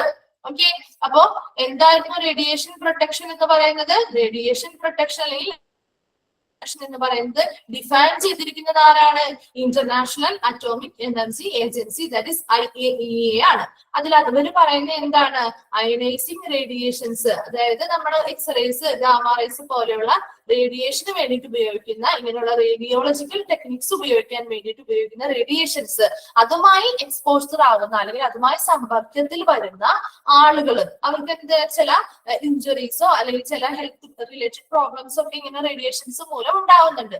അങ്ങനെയുള്ള പ്രോബ്ലംസ് എന്താണ്? അതിൽ നിന്നൊക്കെ ആളുകളെ പ്രൊട്ടക്ട് ചെയ്യുക, ഇങ്ങനെ റേഡിയേഷനുമായി എക്സ്പോസ്ഡ് ആയിട്ടുള്ള ആളുകളെ ഇങ്ങനെയുള്ള കേസുകളിൽ നിന്നും പ്രൊട്ടക്ട് ചെയ്യുക എന്നുള്ളതാണ് റേഡിയേഷൻ പ്രൊട്ടക്ഷനിൽ പറയുന്നത്. അതിൽ പ്രധാനമായിട്ടും നമ്മൾ 3 റേഡിയേഷൻ പ്രൊട്ടക്ഷനുകൾ പഠിച്ചു. Occupational radiation protection, medical radiation protection and public radiation protection. അതിൽ ഒക്യുപേഷണൽ എന്ന് പറയുന്നത് ആരുമായി ബന്ധപ്പെട്ടതാണ്?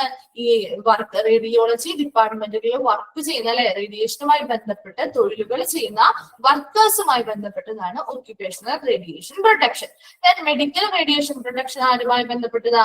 അവിടെ ഡയഗ്നോസിനോ അല്ലെങ്കിൽ ട്രീറ്റ്മെന്റിനോ വേണ്ടി വരുന്ന പേഷ്യൻസുമായിട്ട് ബന്ധപ്പെട്ടതാണ് മെഡിക്കൽ റേഡിയേഷൻ പ്രൊട്ടക്ഷൻ. മൂന്നാമത്തെ പബ്ലിക് റേഡിയേഷൻ പ്രൊട്ടക്ഷൻ എന്ന് പറയുന്നത് പൊതുജനങ്ങളുടെയും അതുപോലെ തന്നെ പൊതുജനത്തെ ഓരോ വ്യക്തികളുടെയും, പബ്ലിക് ആയിട്ടുള്ള ഓരോ വ്യക്തികളുടെയും പ്രൊട്ടക്ഷന് വേണ്ടിയിട്ട് മുൻകൈ എടുക്കുന്നതാണ് പബ്ലിക് റേഡിയേഷൻ പ്രൊട്ടക്ഷൻ എന്ന് പറയുന്നത്. ഓക്കെ, അത് തമ്മിൽ മാറിപ്പോവാതെ പഠിച്ചു വെച്ചേക്കാം കേട്ടോ. അടുത്തത് എന്താ പറയുന്നത്? Measures to be taken for protection. ഈ പ്രൊട്ടക്ഷൻ എന്താണ്? നമ്മുടെ സംരക്ഷണം ചെയ്യാൻ വേണ്ടിയിട്ട് മെഷേഴ്സ്, എന്തൊക്കെ മെഷേഴ്സ് ആണ് നമ്മൾ എടുക്കേണ്ടത്, എന്തൊക്കെ കരുതലുകളാണ് നമ്മൾ എടുക്കേണ്ടത് എന്നാണ് ടേക്കൺ ഫോർ പ്രൊട്ടക്ഷൻ. അതിൽ ഫോർ പബ്ലിക് എന്നല്ല, ഫോർ പേഷ്യന്റ് എന്നാക്കാം കേട്ടോ. അതിനൊരു മിസ്റ്റേക്ക് ഉണ്ട്, ഫോർ പേഷ്യന്റ് എന്നാക്കാം, ഫോർ പേഷ്യന്റ്. ഓക്കെ, പബ്ലിക് അല്ല, പേഷ്യന്റ് ആണ് കേട്ടോ. Okay, for patient.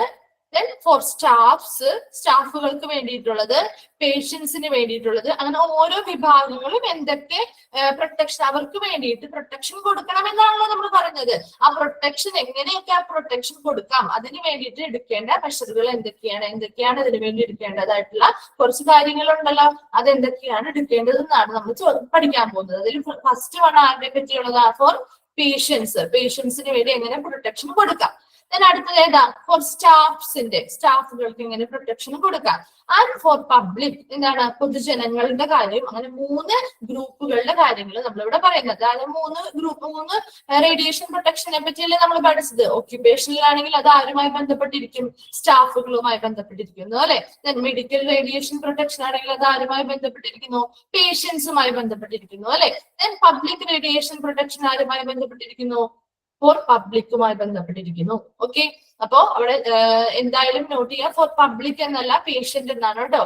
ഇപ്പൊ തന്നെ അതൊന്ന് തിരുത്തി വെച്ചേക്കാൻ നോട്ടില്, അല്ലാന്നുണ്ടെങ്കിൽ നിങ്ങൾക്ക് പിന്നീട് വായിക്കുമ്പോൾ രണ്ടും പബ്ലിക് ആയിട്ട് തന്നെയാണ് പബ്ലിക് എന്ന് പറഞ്ഞാണ് കിടക്കുന്നത് കേട്ടോ. അതൊരു മിസ്റ്റേക്ക് ആണ്. അപ്പൊ ആദ്യത്തത് പേഷ്യന്റ് എന്നാക്കാം കേട്ടോ. ഓക്കെ, അപ്പൊ അതിൽ ഫസ്റ്റ് പേര്, അപ്പൊ പേഷ്യൻസിന് നമ്മുടെ രോഗികൾക്ക് എന്താണ് ഈ റേഡിയേഷനിൽ നിന്നും എങ്ങനെയൊക്കെ പ്രൊട്ടക്ഷൻസ് കൊടുക്കാം എന്നുള്ളതാണ് നമ്മൾ നോക്കുന്നത്. എന്തൊക്കെ മെഷർമെന്റ്സ് സ്വീകരിക്കാം. ആദ്യത്തെ പോയിന്റ് നോക്കിയേ, optimisation of X-ray or CT dose. Optimisation എന്ന് പറഞ്ഞാൽ എന്താ?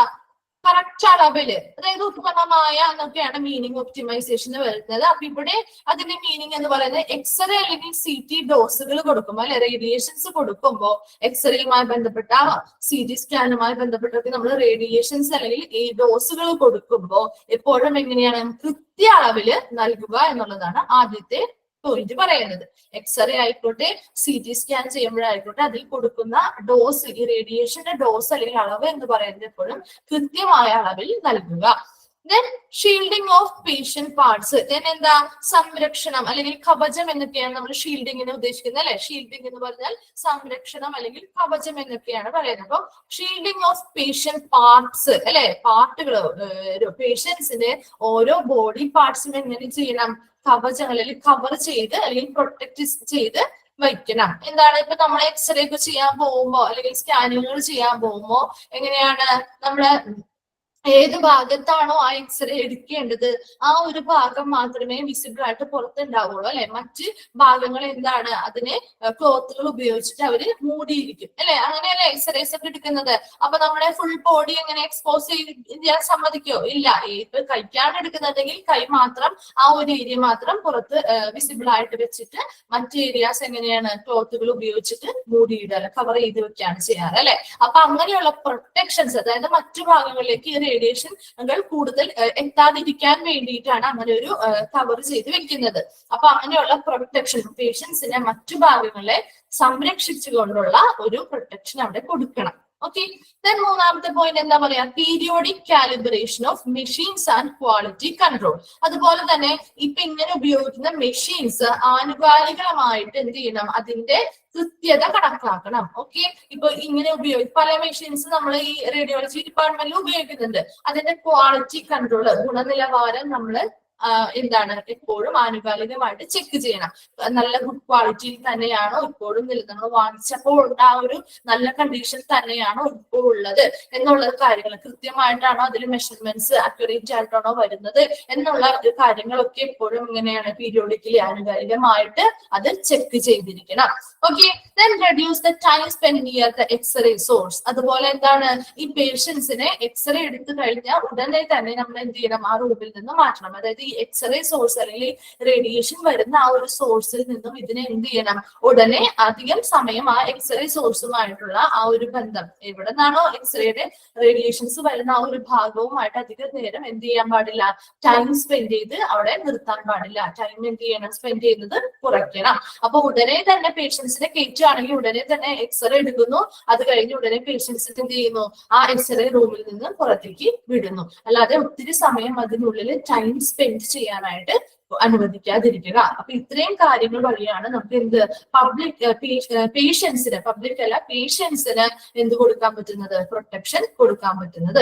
ഓക്കെ. ഒന്നാമത്തെ കാര്യം എന്താണ് പറഞ്ഞത്, നമ്മളൊരു optimisation of X-ray or CT dose, correct അളവിൽ നമ്മൾ എക്സ്റേ അല്ലെങ്കിൽ CT ഡോസ്, CT സ്കാൻ ഒക്കെ ചെയ്യുമ്പോൾ റേഡിയേഷൻസ് കൊടുക്കുന്നുണ്ട് അല്ലെ. അപ്പൊ അതിന്റെ ഡോസ് എന്ന് പറയുന്നത് കറക്റ്റ് അളവിൽ കൃത്യതയോടുകൂടി കൊടുക്കുക എന്നുള്ളതാണ് ആദ്യത്തെ പോയിന്റ് പറയുന്നത്. ഒത്തിരി എന്ത് ചെയ്യാൻ പറ്റില്ല, ഒരു ഓരോ എക്സ്റേ എടുക്കുമ്പോഴും CT സ്കാൻ എടുക്കുമ്പോഴും എല്ലാത്തിനും MRI എടുക്കുമ്പോഴൊക്കെ ഒരു കൃത്യമായിട്ടുള്ള എന്താ ഡോസ് അതിൽ ഓൾറെഡി ഉണ്ടാവും. ആ ഒരു ഡോസ് കൂടാനോ അല്ലെങ്കിൽ അതിന് ഹൈ ആയിട്ടുള്ള ഡോസുകളൊന്നും ആരുടെയും നിർദ്ദേശപ്രകാരം അല്ലാതെ കൊടുക്കാൻ പാടില്ല. അപ്പൊ അത് കറക്റ്റ് അളവില് അങ്ങനെയുള്ള ഡോസുകൾ ഈ പേഷ്യൻസിന് കൊടുക്കുക എന്നുള്ളത് കൃത്യത എപ്പോഴും വേണം. ഓക്കെ. രണ്ടാമത് പറഞ്ഞ എന്താ, ഷീൽഡിംഗ് ഓഫ് പേഷ്യന്റ് പാർട്സ് അല്ലെ. പേഷ്യന്റുകള് ഇപ്പൊ ഏതൊരു റേഡിയേഷനുമായിട്ടാണ് എക്സ്പോഷർ ആവുന്ന ആ ഒരു ഏരിയ മാത്രം വിസിബിൾ ആക്കി വെച്ചുകൊണ്ട് മറ്റു ഏരിയാസ് എങ്ങനെയായിരിക്കണം, കവർ ചെയ്ത് പ്രൊട്ടക്ട് ചെയ്ത് സംരക്ഷിച്ച് നിർത്തണം എന്നാണ് പറയുന്നത്. അപ്പൊ എന്താണ്, ആ ഒരു ഏരിയയിൽ ഏതാണോ വിസിബിൾ ആയിട്ടുള്ള ഏരിയ ആ ഒരു ഏരിയയിൽ മാത്രമേ ആ റേഡിയേഷൻസ് എഫക്ട് ചെയ്യുള്ളൂ. മറ്റു ഏരിയാസിനെ ഇങ്ങനെ കവർ ചെയ്യുന്നതുകൊണ്ട് ഒത്തിരി എന്താ റേഡിയേഷൻസ് ആ ഒരു ഭാഗങ്ങളിലേക്ക് പോവാതിരിക്കാനായിട്ട് സഹായിക്കുന്നു. ഞാൻ മൂന്നാമത് പറഞ്ഞ periodic calibration of machines and quality controls. അതായത് ആനുകാലികമായിട്ട് ഇങ്ങനെ ഇവിടെ ഉപയോഗിക്കുന്ന ഏതൊരു മെഷീൻ ആയിക്കോട്ടെ അതിന്റെ ക്വാളിറ്റി എങ്ങനെയാണ്, അതിന്റെ ഗുഡ് ക്വാളിറ്റി കൺട്രോൾ അല്ലെ, ഗുണനിലവാരം എങ്ങനെയാണെന്നുള്ളത് ചെക്ക് ചെയ്യണം. അതുപോലെ തന്നെ ഇതിന്റെ മെഷർമെന്റ്സ്, ഇതിലെടുക്കുന്ന ഓരോ മെഷർമെന്റുകളും അല്ലെങ്കിൽ ഓരോ കാര്യങ്ങളും ഈ ചെയ്യുന്ന അതിന്റെ ഒരു പ്രവർത്തനം എങ്ങനെയുള്ളതാണ്, നമ്മൾ വാങ്ങിച്ച ആ ഒരു സമയത്തുണ്ടായിരുന്ന അതേ മികച്ച രീതിയിലുള്ള പ്രവർത്തനമാണോ ഇപ്പോഴും നടക്കുന്നത്, അത് കൃത്യമായിട്ടുള്ള അളവിലാണോ അല്ലെങ്കിൽ എന്താണ് ആക്യുറേറ്റ് ആയിട്ടാണോ അതിന്റെ മെഷർമെന്റ്സ് കാര്യങ്ങളൊക്കെ വരുന്നത് എന്നുള്ളത് എന്ത് ചെയ്യണം, എപ്പോഴും ആനുകാലികമായിട്ട് ഇടയ്ക്കിടയ്ക്ക് എന്ത് ചെയ്യണം, ഇത് ചെക്ക് ചെയ്യണം. ഓക്കെ. അത് ചെക്ക് ചെയ്ത് ഉറപ്പുവരുത്തേണ്ടതാണ്. ദെൻ അടുത്ത് എന്താ പറയുന്നത്, റെഡ്യൂസ്. അപ്പൊ എന്തുകൊണ്ടാണ് അങ്ങനെ ചെക്ക് ചെയ്ത് ഉറപ്പ് വരുത്തണമെന്ന് പറയണേ? ആ മെഷീൻസിന് എന്തെങ്കിലും പ്രോബ്ലംസ് ഉണ്ടായാലും ചിലപ്പോൾ കൂടുതൽ റേഡിയേഷൻസ് ഈ പേഷ്യൻസിന്റെ ശരീരത്തിലേക്ക് പോവാം അല്ലെ. അപ്പൊ അതൊരു മെഷീൻസ് എന്ന് പറയുന്നത് നമ്മുടെ ഒരു ഓൾറെഡി ഒരു സെറ്റിംഗ് സിസ്റ്റംസ് ആണ്. അപ്പൊ അതിലെ ആ സെറ്റിംഗ്സിൽ എന്തെങ്കിലും വ്യത്യാസങ്ങൾ വന്നാലും അവിടെ എന്താണ് പേഷ്യൻസിന് അത് പ്രോബ്ലംസ് ഉണ്ടാകാനുള്ള ചാൻസ് ഉണ്ട്. അപ്പൊ അതുകൊണ്ട് അങ്ങനെയുള്ള കാര്യങ്ങൾ എപ്പോഴും എങ്ങനെയായിരിക്കണം, പീരിയോഡിക്കലി അല്ലെങ്കിൽ ആനുകാലികമായിട്ട് അത് ചെക്കിങ്ങുകൾ നടത്തണം. ഈ മെഷീൻസ് ഒക്കെ നല്ല പ്രോപ്പർ ആയിട്ടുള്ള രീതിയിലാണോ വർക്ക് ചെയ്യുന്നത്, അതിന്റെ ഗുണനിലവാരം അല്ലെങ്കിൽ ക്വാളിറ്റി എങ്ങനെയുണ്ട് എന്നുള്ളതൊക്കെ പ്രോപ്പർ ആയിട്ട് ചെക്ക് ചെയ്യണം. എന്താ പറയുന്നത്, reduce the time spend near the X-ray source അല്ലെ. എക്സ്റേ സോഴ്സ് അല്ലെങ്കിൽ എക്സ്റേ റേഡിയേഷൻ ചെയ്യുന്ന ഉപയോഗിക്കുന്ന ആ മെഷീൻസിൽ നിന്നും ഈ രോഗികൾക്ക് എന്ത് ചെയ്യണം, അധികം ടൈം സ്പെൻഡ് ചെയ്യാനായിട്ട് അനുവദിക്കരുത്. അപ്പൊ എക്സ്റേ എടുക്കുന്ന സമയം എന്താണ്, ആ എടുക്കാനായിട്ടുള്ള ആ സമയത്ത് മാത്രം പേഷ്യൻസിനെ കയറ്റുക. ആ പ്രൊസീജിയർ കഴിഞ്ഞാൽ ഉടനെ തന്നെ അവരെന്ത് ചെയ്യുക, ആ റൂമിൽ നിന്നും മാറ്റുക എന്നുള്ളതാണ് ഇവിടെ പറയുന്നത്. എന്തുകൊണ്ടാണ് കൂടുതൽ നേരം അത് അവരെ സ്പെൻഡ് ചെയ്ത് കഴിഞ്ഞാൽ കൂടുതൽ റേഡിയേഷനുകൾക്ക് അവർ എന്ത് ചെയ്യുമോ, എക്സ്പോഷർ ആയിക്കൊണ്ടിരിക്കുകയാണ് അല്ലെ, സമ്പർക്കം പുലർത്തിക്കൊണ്ടിരിക്കുകയാണ്. അപ്പൊ അത് അവർക്ക് കുറച്ചും കൂടി എന്താണ് പ്രോബ്ലംസ് ഉണ്ടാവാനായിട്ടുള്ള ചാൻസ് ഉണ്ട്. അപ്പൊ അതുകൊണ്ട് ഉടനെ തന്നെ എന്ത് ചെയ്യാം, കുറച്ച് സമയം മാത്രമേ ആ ഒരു എക്സ്റേ സോഴ്സ് ഉള്ള ആ ഒരു റൂമിൽ ഇവരെ എന്ത് ചെയ്യാൻ പാടുള്ളൂ, ടൈം സ്പെൻഡ് ചെയ്യാൻ സമ്മതിക്കാൻ പാടുള്ളൂ. ക്ലിയർ ആയോ? ഞാൻ അടുത്തത് എന്താ, ഫോർ സ്റ്റാഫുകൾ അല്ലെ. സ്റ്റാഫുകള് അവരുമായി ബന്ധപ്പെട്ട റേഡിയേഷൻ പ്രൊട്ടക്ഷൻ ഏതാണ്, മെഡിക്കലാണ്. ഇപ്പൊ നമ്മള് ഇതിനെ പറ്റി പറഞ്ഞത്, പേഷ്യൻസിനെ പറ്റി പറഞ്ഞത് അല്ലെ. ഫോർ സ്റ്റാഫുകളുമായി ബന്ധപ്പെട്ട് ഏതാ പറഞ്ഞേ, ഒക്യുപേഷണൽ റേഡിയേഷൻ പ്രൊട്ടക്ഷൻ ആണ് പറഞ്ഞത് അല്ലെ. അതില് ഏതാണ് സ്റ്റാഫുകൾക്ക് വേണ്ടിയിട്ടുള്ള പ്രൊട്ടക്ഷൻ എന്തൊക്കെയാണെന്നാണ്. ഇവിടെ സ്റ്റാഫുകൾ എന്ന് ഉദ്ദേശിക്കുന്നത് എന്താ, റേഡിയോളജി ഡിപ്പാർട്ട്മെന്റിൽ വർക്ക് ചെയ്യുന്ന ആരുമായിക്കോട്ടെ, എല്ലാ വർക്ക് ചെയ്യുന്നവർക്കും അല്ലെ, ആ സ്റ്റാഫുകൾക്ക് മൊത്തത്തില് അവർക്ക് എങ്ങനെയാണ്, അവർ ഡയറക്റ്റ് ഈ റേഡിയേഷനുമായിട്ട് സമ്പർക്കം പുലർത്തുന്നവരാണ്. അപ്പൊ അവരുടെ പ്രൊട്ടക്ഷൻ എങ്ങനെ നമുക്ക് നടത്താം, അല്ലെങ്കിൽ അവരുടെ പ്രൊട്ടക്ഷൻ എങ്ങനെ, അതിനു വേണ്ടി സ്വീകരിക്കേണ്ട കാര്യങ്ങൾ എന്തൊക്കെയാണെന്ന് നോക്കി. Adequate distance, that is 3 metre between machine and control panel. Okay, അപ്പൊ അവിടെ 3 മീറ്റർ ഡിസ്റ്റൻസ്, അതായത് ഒരു ആഡിക്വേറ്റ് ഒരു 3 മീറ്റർ ഡിസ്റ്റൻസ് എങ്കിലും എന്താണ് അവിടെ കീപ്പ് ചെയ്തിരിക്കണം. അതായത് ഒരു മതിയായ ഒരു അകലം അല്ലെ, മതിയായ ഒരു അകലം. എത്ര മീറ്റർ വേണമെന്ന് പറയുന്നത്, ഒരു 3 മീറ്റർ എങ്കിലും ഒരു മതിയായ അകലം മെഷീനും അതുപോലെ തന്നെ നമ്മളിവിടെ കൺട്രോൾ ചെയ്യുന്ന കൺട്രോൾ പാനൽസ് ഉണ്ട് അല്ലെ. എക്സ്റേ എടുക്കുന്ന ആ ഒരു മെഷീൻ എന്താണ് പ്രവർത്തിക്കാൻ വേണ്ടിയിട്ട് ഇവിടെ ഒരു കൺട്രോൾ പാനലും ഉണ്ടാവും, മെഷീൻ സോഴ്സും ഉണ്ടാവും അല്ലെ. അപ്പൊ ആ ഒരു എക്സ്റേ ആണെങ്കിൽ അവിടെ ഒരു എക്സ്റേ റേഡിയേഷൻ കൊടുക്കാനായിട്ട് ഒരു മെഷീനും അത് കൺട്രോൾ ചെയ്യാനും അല്ലെ, സ്റ്റാർട്ട് ചെയ്യാനും അത് എൻഡ് ചെയ്യാനും ഒക്കെ കൺട്രോൾ ചെയ്യുന്ന ഒരു കൺട്രോൾ പാനലും ഉണ്ടാവും. അപ്പൊ ഇവ തമ്മിൽ എങ്ങനെയായിരിക്കണം, ഒരു മിതമായിട്ടൊരു ഡിസ്റ്റൻസ് ഉണ്ടാവണം. അതൊരു എത്ര മീറ്റർ ഉണ്ടാവണം എന്ന് പറയുന്നത്, 3 മീറ്റർ എങ്കിലും ഉണ്ടായിരിക്കണം. ഈ കൺട്രോൾ പാനൽ ആരാണ് ഉപയോഗിക്കുന്നത്, കൺട്രോൾ പാനൽ കൺട്രോൾ ചെയ്യുന്നത് ആരായിരിക്കും, അവിടുത്തെ റേഡിയോളജിസ്റ്റുകളോ അല്ലെങ്കിൽ മറ്റു ടെക്നിക്കൽ സ്റ്റാഫുകളായിരിക്കും അല്ലെ. അപ്പൊ അവർ ഓൾറെഡി ഡയറക്ട്ലി ഈ റേഡിയേഷൻസുമായിട്ട് സമ്പർക്കം ഉണ്ട്, എന്നാൽ കൂടി തൊട്ടടുത്താവുമ്പോൾ എന്താ പറ്റുക, അവർക്ക് അത്രയും അധികം റേഡിയേഷൻസ് കൂടുതൽ അവരുടെ ബോഡിയിലേക്ക് എഫക്ട് ചെയ്യാനായിട്ടുള്ള സാധ്യതയുണ്ട്. അപ്പൊ കുറച്ച് ഒരു 3 മീറ്റർ എങ്കിലും എന്താണ് മതിയായ അളവിൽ ഒരു ഡിസ്റ്റൻസ് കൊടുക്കുകയാണെങ്കിൽ അത്രയും കുറച്ചാണ് അവർക്ക് എന്ത് റേഡിയേഷൻസ് അവരെ ബാധിക്കുള്ളൂ. അപ്പൊ അങ്ങനെ ഒരു ആഡിക്വേറ്റ് ആയിട്ടുള്ള ഡിസ്റ്റൻസ് വേണം എന്ത് തമ്മിൽ, മെഷീനും എക്സ്റേ മെഷീൻ ആണെങ്കിൽ ആ മെഷീനും കൺട്രോൾ പാനലും തമ്മിൽ. ഓക്കെ, ലീഡ് ഏപ്രൺ അല്ലെ. ഏപ്രണ്ണുകൾ നമ്മൾ കേട്ടിട്ടില്ലേ, ഏപ്രണ്ണുകൾ എന്ന് പറയുന്നത്, ഏപ്രൺസ് നമ്മളിപ്പോ കിച്ചണിലാണെങ്കിലും ഏപ്രൺസ് ഒക്കെ യൂസ് ചെയ്യാറില്ലേ. അപ്പൊ അതുപോലെയുള്ള ഏപ്രണുകൾ ഉപയോഗിക്കുക. ഗ്ലൗസ് അല്ലെ, ഗ്ലൗസ് കയ്യുറകൾ ഉപയോഗിക്കുക.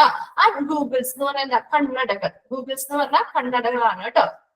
അപ്പോ ഇത്രയും സാധനം, ഏപ്രൺ ഉപയോഗിക്കുക, ഗ്ലൗസുകൾ ഉപയോഗിക്കുക, ആൻഡ് ഗൂഗിൾസ് അല്ലെങ്കിൽ കണ്ണടകളൊക്കെ ഉപയോഗിക്കുക during the time of positioning the പേഷ്യന്റിനെ പൊസിഷൻ ചെയ്തൊക്കെ കിടത്തുമ്പോൾ, അപ്പൊ എക്സ്റേ എടുക്കുകയാണെങ്കിൽ ആ പേഷ്യന്റിനെ കറക്റ്റ് പൊസിഷനിങ്ങിലൊക്കെ കിടത്തി അവിടെ അങ്ങനെയുള്ള പ്രൊസീജിയർ ചെയ്യുന്ന സമയത്ത് ഇവരെന്തൊക്കെ ഉപയോഗിച്ചിരിക്കണം എന്നാണ് പറയുന്നത്, ഏപ്രൺ ഉപയോഗിക്കണം, ഗ്ലൗസുകൾ ഉപയോഗിക്കണം, ദെൻ ഗൂഗിൾസ് അല്ലെങ്കിൽ കണ്ണടകൾ ഉപയോഗിച്ചിരിക്കുക. അപ്പൊ അത്രയും ഭാഗത്തെ അവർക്ക് പ്രൊട്ടക്ഷൻ കിട്ടുകയല്ലേ അവിടുന്ന് റേഡിയേഷനിൽ നിന്നും. അപ്പൊ അതിനു വേണ്ടിയാണ് ഇങ്ങനെയുള്ള കാര്യങ്ങൾ ഉപയോഗിക്കാനായിട്ട് പറയുന്നത്. ഓക്കെ, അടുത്തത് എന്താ, usage of personal displaying the device that is TLD, thermoluminescent dosimeter. Dosimeter എന്ന് പറയുന്നത്. അതായത് ഇവിടെ പേഴ്സണൽ എന്ന് പറയുന്നത് അവിടെ വർക്ക് ചെയ്യുന്ന ആളുകളുടെ കേസാണ് കേട്ടോ. അവിടെ വർക്ക് ചെയ്യുന്ന ഉദ്യോഗസ്ഥര് അവരാണ്, അല്ലെങ്കിൽ സ്റ്റാഫുകളാണ് നമ്മുടെ പേഴ്സണൽ എന്ന് പറയുന്നത്. അവരുടെ യൂസേജ് ഓഫ് പേഴ്സണൽ ഡിസ്പ്ലേയിങ് ഡിവൈസുകൾ. എന്താണ് ഡിസ്പ്ലേയിങ് ഡിവൈസുകൾ? പ്രവർത്തിക്കുന്ന അല്ലെങ്കിൽ എന്താണ് പ്രദർശിപ്പിക്കുന്ന ഉപകരണങ്ങൾ അല്ലെ. ഡിസ്പ്ലേയിങ് ഡിവൈസസ് അല്ലെങ്കിൽ പ്രദർശിപ്പിക്കുന്ന ഉപകരണങ്ങൾ ഏതാണ്? TLD. ഇവിടെയും ഒരു ഷോർട്ട് ഫോമും ഒരു എക്സ്പാൻഡഡ് ഫോമും വരുന്നുണ്ട് കേട്ടോ. ഇമ്പോർട്ടന്റ് ആണ്, എപ്പോഴും ക്വസ്റ്റ്യൻസ് മാറി മാറി ചോദിക്കുന്നതാണ് കേട്ടോ. TLD, തെർമോലൂമിനസെന്റ് ഡൊസിമീറ്റർ. ഇത് നമ്മൾ സിമ്പിൾ ആയിട്ട് ഡൊസിമീറ്റർ എന്നാണ് പറയുന്നത്. ഇതിന്റെ എക്സ്പാൻഡഡ് ഫോം ആണ് തെർമോലൂമിനസെന്റ് ഡൊസിമീറ്റർ എന്ന് പറയുന്നത്. ഇനി എന്താണ് ഈ ഡൊസിമീറ്റർ എന്ന് നോക്കിയേ. Instrument that measures exposure to ionising radiation over a given period. എന്താണ്? ഒരു നിശ്ചിത കാലയളവില് ഈ അയനൈസിംഗ് റേഡിയേഷൻസുമായിട്ട് എക്സ്പോഷർ ആവുന്ന എക്സ്പോഷർ ആവുന്നുണ്ടെങ്കിൽ അത് എന്താണ്? അത് മെഷർ ചെയ്യുന്ന ഒരു ഇൻസ്ട്രുമെന്റ് ആണ് ഡൊസിമീറ്റർ എന്ന് പറയുന്നത്. That is instrument. എന്താണ് ഡൊസിമീറ്റർ എന്ന് ചോദിച്ചാൽ നിങ്ങൾ എന്താ എഴുതണ്ടേ? Dosimeter is an instrument. ഇതൊരു ഇൻസ്ട്രുമെന്റ് ആണ്, ഒരു ഉപകരണമാണ്. That measures exposure to ionising radiation. എത്രത്തോളം ഒരു ഗിവൺ പീരീഡ്, എന്താണ് ഒരു നിശ്ചിത കാലയളവില് ഈ ഇതുമായി ബന്ധപ്പെട്ട സ്റ്റാഫുകൾ ഉണ്ടെന്ന് പറഞ്ഞില്ലേ. അപ്പൊ ഇതുമായി ബന്ധപ്പെട്ട ആളുകള് ഇങ്ങനെയുള്ള ഡിവൈസുകളൊക്കെ ഉപയോഗിക്കുന്നുണ്ട് അല്ലെ. ഇങ്ങനെയുള്ള റേഡിയേഷൻസുമായി ബന്ധപ്പെട്ട് സമ്പർക്കം പുലർത്തിയിരിക്കുന്നവരാണ്. അപ്പൊ അവരിങ്ങനെയുള്ള ഓരോ ഉപകരണങ്ങൾ ഉപയോഗിക്കുമ്പോൾ അവർക്ക് ഒരു നിശ്ചിത പീരിയഡില് എത്രത്തോളം അയനൈസിംഗ് റേഡിയേഷൻസുമായിട്ട് അവർ എക്സ്പോഷർ ആയി എന്നുള്ളത് മെഷർ ചെയ്യുന്ന ഒരു ഇൻസ്ട്രുമെന്റ് ആണ് ഡൊസിമീറ്റർ എന്ന് പറയുന്നത്. ഓക്കെ, അപ്പോ ഈ ഡൊസിമീറ്ററിനെ എക്സ്പാൻഡ് ചെയ്ത് നമ്മൾ എന്താ പറയുന്നത്? മറ്റൊരു പേരാണ് TLD അല്ലെങ്കിൽ തെർമോലൂമിനസെന്റ് ഡൊസിമീറ്റർ എന്ന് പറയുന്നത്. ഓക്കെ, തെർമോലൂമിനസെന്റ് ഡൊസിമീറ്റർ അല്ലെങ്കിൽ സിമ്പിൾ ആയിട്ട് നമുക്ക് ഡൊസിമീറ്റർ എന്ന് തന്നെയാണ് പറയുന്നത്. അതിന്റെ ഒരു എക്സ്പാൻഡഡ് ഫോം ആയിട്ട് പറയുന്നതാണ് TLD എന്ന് പറയുന്നത് കേട്ടോ. ഓക്കെ, അപ്പൊ ഇത് എന്തിനു വേണ്ടിയിട്ടാണ് അവിടെ ഉപയോഗിക്കുന്നത് അല്ലെ? അവിടെ ആരൊക്കെയാണ് ഇങ്ങനെയുള്ള ഡിവൈസുകൾ ഉപയോഗിക്കുന്നത് അല്ലെങ്കിൽ ഇങ്ങനെയുള്ള റേഡിയേഷൻസിന്റെ പ്രവർത്തനങ്ങൾ ചെയ്യുന്ന ആ വർക്കേഴ്സ് അല്ലെങ്കിൽ അവിടെ ജോലി ചെയ്യുന്ന ആ ഉദ്യോഗസ്ഥര് അല്ലെ, അവര് എത്രത്തോളം ഒരു ഗിവൺ പീരിയഡിൽ ഒരു നിശ്ചിത കാലയളവില് ഇങ്ങനെയുള്ള അയനൈസിംഗ് റേഡിയേഷൻസുമായിട്ട് എത്രത്തോളം എക്സ്പോഷർ ആവുന്നുണ്ട് എന്നുള്ളത് മെഷർ ചെയ്യുന്ന ഒരു ഇൻസ്ട്രുമെന്റ് ആണ് ഡൊസിമീറ്റർ എന്ന് പറയുന്നത്. Okay, then monitoring radiation exposure every month. എന്താണ്? ഓരോ മാസവും എന്ത് ചെയ്യണം?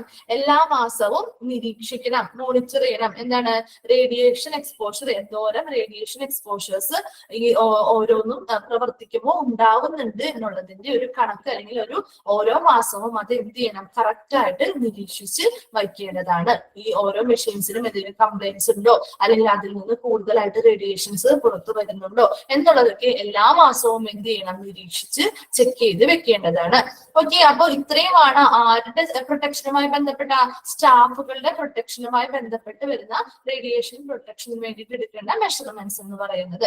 എന്താണ് ആദ്യത്തെ പറഞ്ഞത്? ഒരു അഡിക്വേറ്റ് ഡിസ്റ്റൻസ് വേണം അല്ലെ. അതായത് മെഷീനും അതിന്റെ കൺട്രോൾ പാനലും തമ്മിൽ എന്തായിരിക്കും? ഒരു അഡിക്വേറ്റ് ആയിട്ടുള്ള ഒരു 3 മീറ്റർ ഡിസ്റ്റൻസ് എങ്കിലും എപ്പോഴും കീപ്പ് ചെയ്തിരിക്കണം. അപ്പൊ അത്രയും കുറവ് റേഡിയേഷൻസ് ആ മെഷീനിൽ നിന്ന് ഇവർക്ക് ലഭിക്കുള്ളൂ.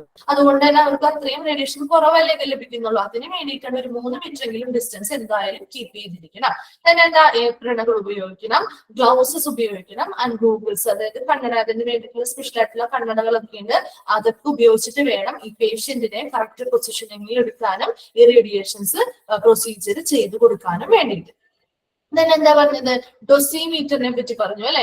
ഡൊസിമീറ്റർ എന്ന് പറഞ്ഞാൽ എന്താ? Usage of personal displaying devices. അതായത് എത്രത്തോളം ഇവിടെ വർക്ക് ചെയ്യുന്ന ആളുകൾ, ഇങ്ങനെയുള്ള സ്റ്റാഫുകള് ഒരു ഗിവൺ പീരീഡില് ഒരു നിശ്ചിത കാലയളവില് എത്രത്തോളം അയനൈസിംഗ് റേഡിയേഷൻസുമായി എക്സ്പോഷർ ആവുന്നുണ്ടോ അതിന്റെ മെഷർമെന്റ് എടുക്കാൻ വേണ്ടിയിട്ടുള്ള ഉപകരണം അല്ലെങ്കിൽ ഇൻസ്ട്രുമെന്റ് ആണ് ഡൊസിമീറ്റർ എന്ന് പറയുന്നത്. അതിന്റെ എക്സ്പാൻഡ് ഫോം എന്താ? TLD അല്ലെങ്കിൽ തെർമോലൂമിനസെന്റ് ഡൊസിമീറ്റേഴ്സ് എന്നാണ് ശരിക്കും അറിയപ്പെടുന്നത്.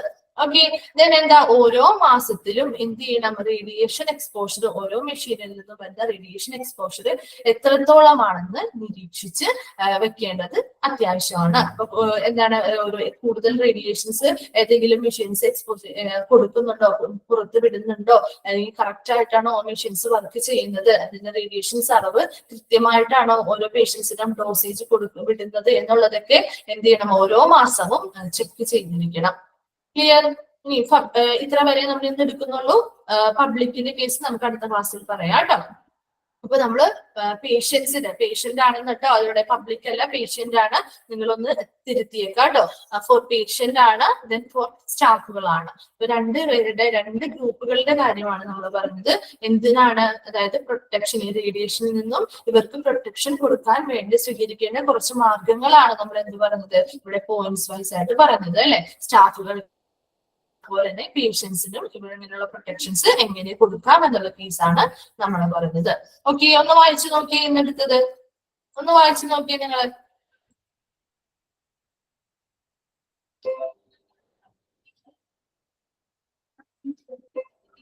എന്തൊക്കെയാണ് നമ്മൾ ഇന്നെടുത്തേ? റെഗുലേറ്ററി ബോഡി എടുത്തു അല്ലെ, റെഗുലേറ്ററി ബോഡി എടുത്തു, ഡയഗ്നോസ്റ്റിക് ഏരിയാസിനെ പറ്റി പറഞ്ഞു, റേഡിയേഷൻ പ്രൊട്ടക്ഷനില് പറഞ്ഞു, റേഡിയേഷൻ പ്രൊട്ടക്ഷൻ എന്താണെന്ന് പറഞ്ഞു, അതിന് പറഞ്ഞോളൂ. ഡൗട്ട്സ് എന്തെങ്കിലും ഉണ്ടെങ്കിൽ ചോദിച്ചോ. റെഗുലേറ്ററി ബോഡി ഒന്ന് എക്സ്പ്ലെയിൻ ചെയ്യോ? ഓക്കെ, റെഗുലേറ്ററി ബോഡി എന്ന് പറയുന്നത് എന്താണ്? ഇതിന്റെ റെഗുലേറ്ററി ബോഡി എന്ന് പറയുന്നത് നമ്മുടെ ഈ റേഡിയോളജി ഡിപ്പാർട്ട്മെന്റുമായി ബന്ധപ്പെട്ട റെഗുലേറ്ററി ബോഡിയാണ് കേട്ടോ. അതാണ് atomic energy regulatory board. Okay, ഇതിന്റെ പ്രധാന എന്താണ്, നിയന്ത്രണ ബോർഡ്, നമ്മുടെ റേഡിയേഷൻ ഡിപ്പാർട്ട്മെന്റിന്റെ പ്രധാന നിയന്ത്രണങ്ങൾ വഹിക്കുന്ന ആ ഒരു ബോർഡ് എന്ന് പറയുന്നത് ആരാണ്? അറ്റോമിക് എനർജി റെഗുലേറ്ററി ബോർഡാണ്. അപ്പോൾ ഇങ്ങനെയുള്ള റേഡിയോളജി ഡിപ്പാർട്ട്മെന്റുകളെ ഏതൊരു പുതിയ എക്യുപ്മെന്റ്സ് നമ്മൾ ഫെസിലിറ്റീസ് നമ്മൾ കൊണ്ടുവന്നാലും, അല്ലെങ്കിൽ എത്രത്തോളം ഫെസിലിറ്റീസ് നമ്മൾ പുതിയ മെഷീൻസോ കാര്യങ്ങളോ ഒക്കെ കൊണ്ടുവരികയാണെങ്കിലും അതിന് അനുമതി മേടിക്കേണ്ടത് ആരിൽ നിന്നാണ്? ഈ അറ്റോമിക് എനർജി റെഗുലേറ്ററി ബോർഡിൽ നിന്നാണ്. ഓക്കെ, ഇതൊരു സെൻട്രൽ ഗവൺമെന്റിന്റെ കീഴിൽ വരുന്ന ഒരു സ്ഥാപനമാണ്. ഇവിടെ എന്താണ് ചെയ്യുന്നത്?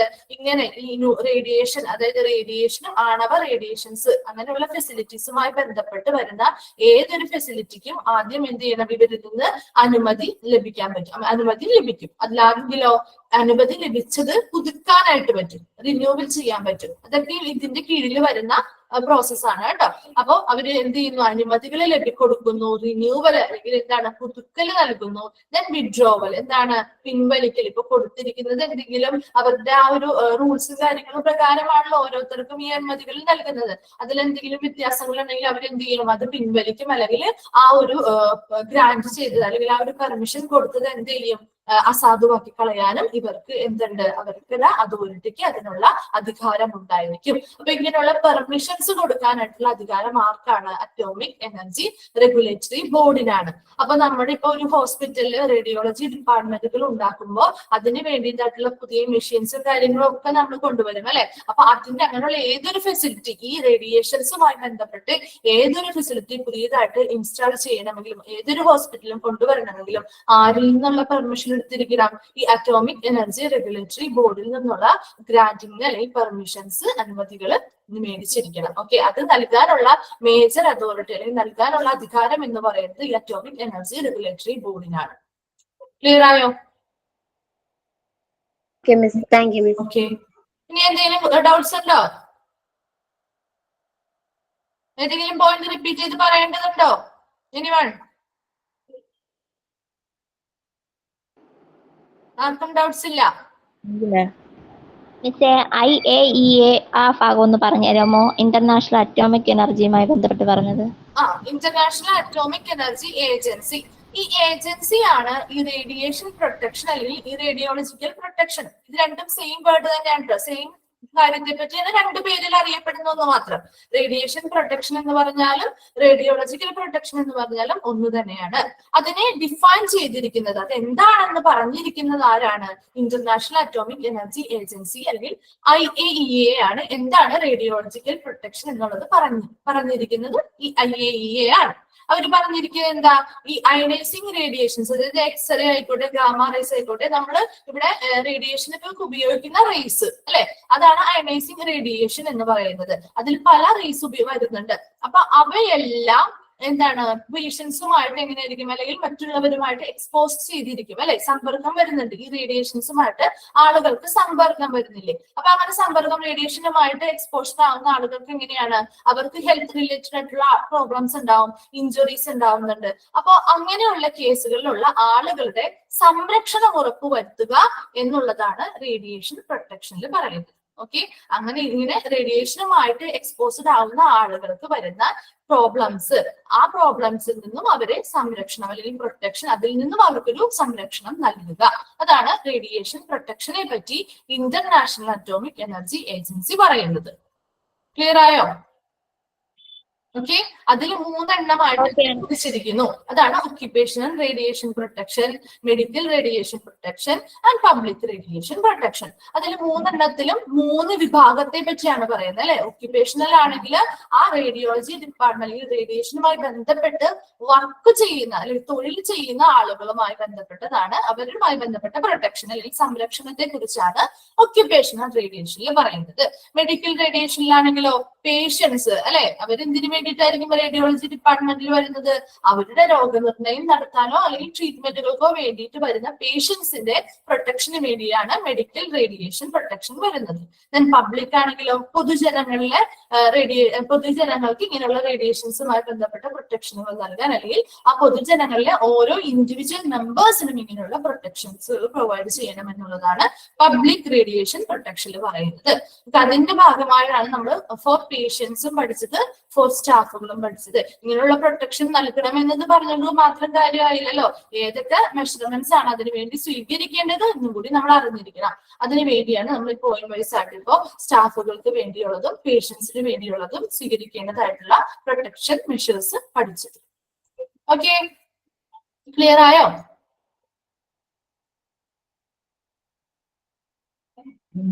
ഇനി ഡൗട്ട്സ് എന്തെങ്കിലും ഉണ്ടോ? ഓക്കെ, അപ്പൊ നമ്മൾ സ്റ്റാഫ്സ് വരെയാണ് പറഞ്ഞത് അല്ലേ. ഓക്കെ, ക്ലിയർ ആയോ? ഇനി ഡൗട്ട്സ് ആർക്കെങ്കിലും ഉണ്ടോ? മനസ്സിലായോ? മനസ്സിലായി. ഓക്കെ, അപ്പൊ നമുക്ക് അടുത്ത ക്ലാസ്സിൽ കണ്ടിന്യൂ ചെയ്യാം. വൈൻഡപ്പ് ചെയ്തോട്ടെ. Okay, ma'am. Thank you. Thank you. Thank you, ma'am. Thank you, ma'am. Thank you, ma'am. Thank you, Miss. Thank you, ma'am.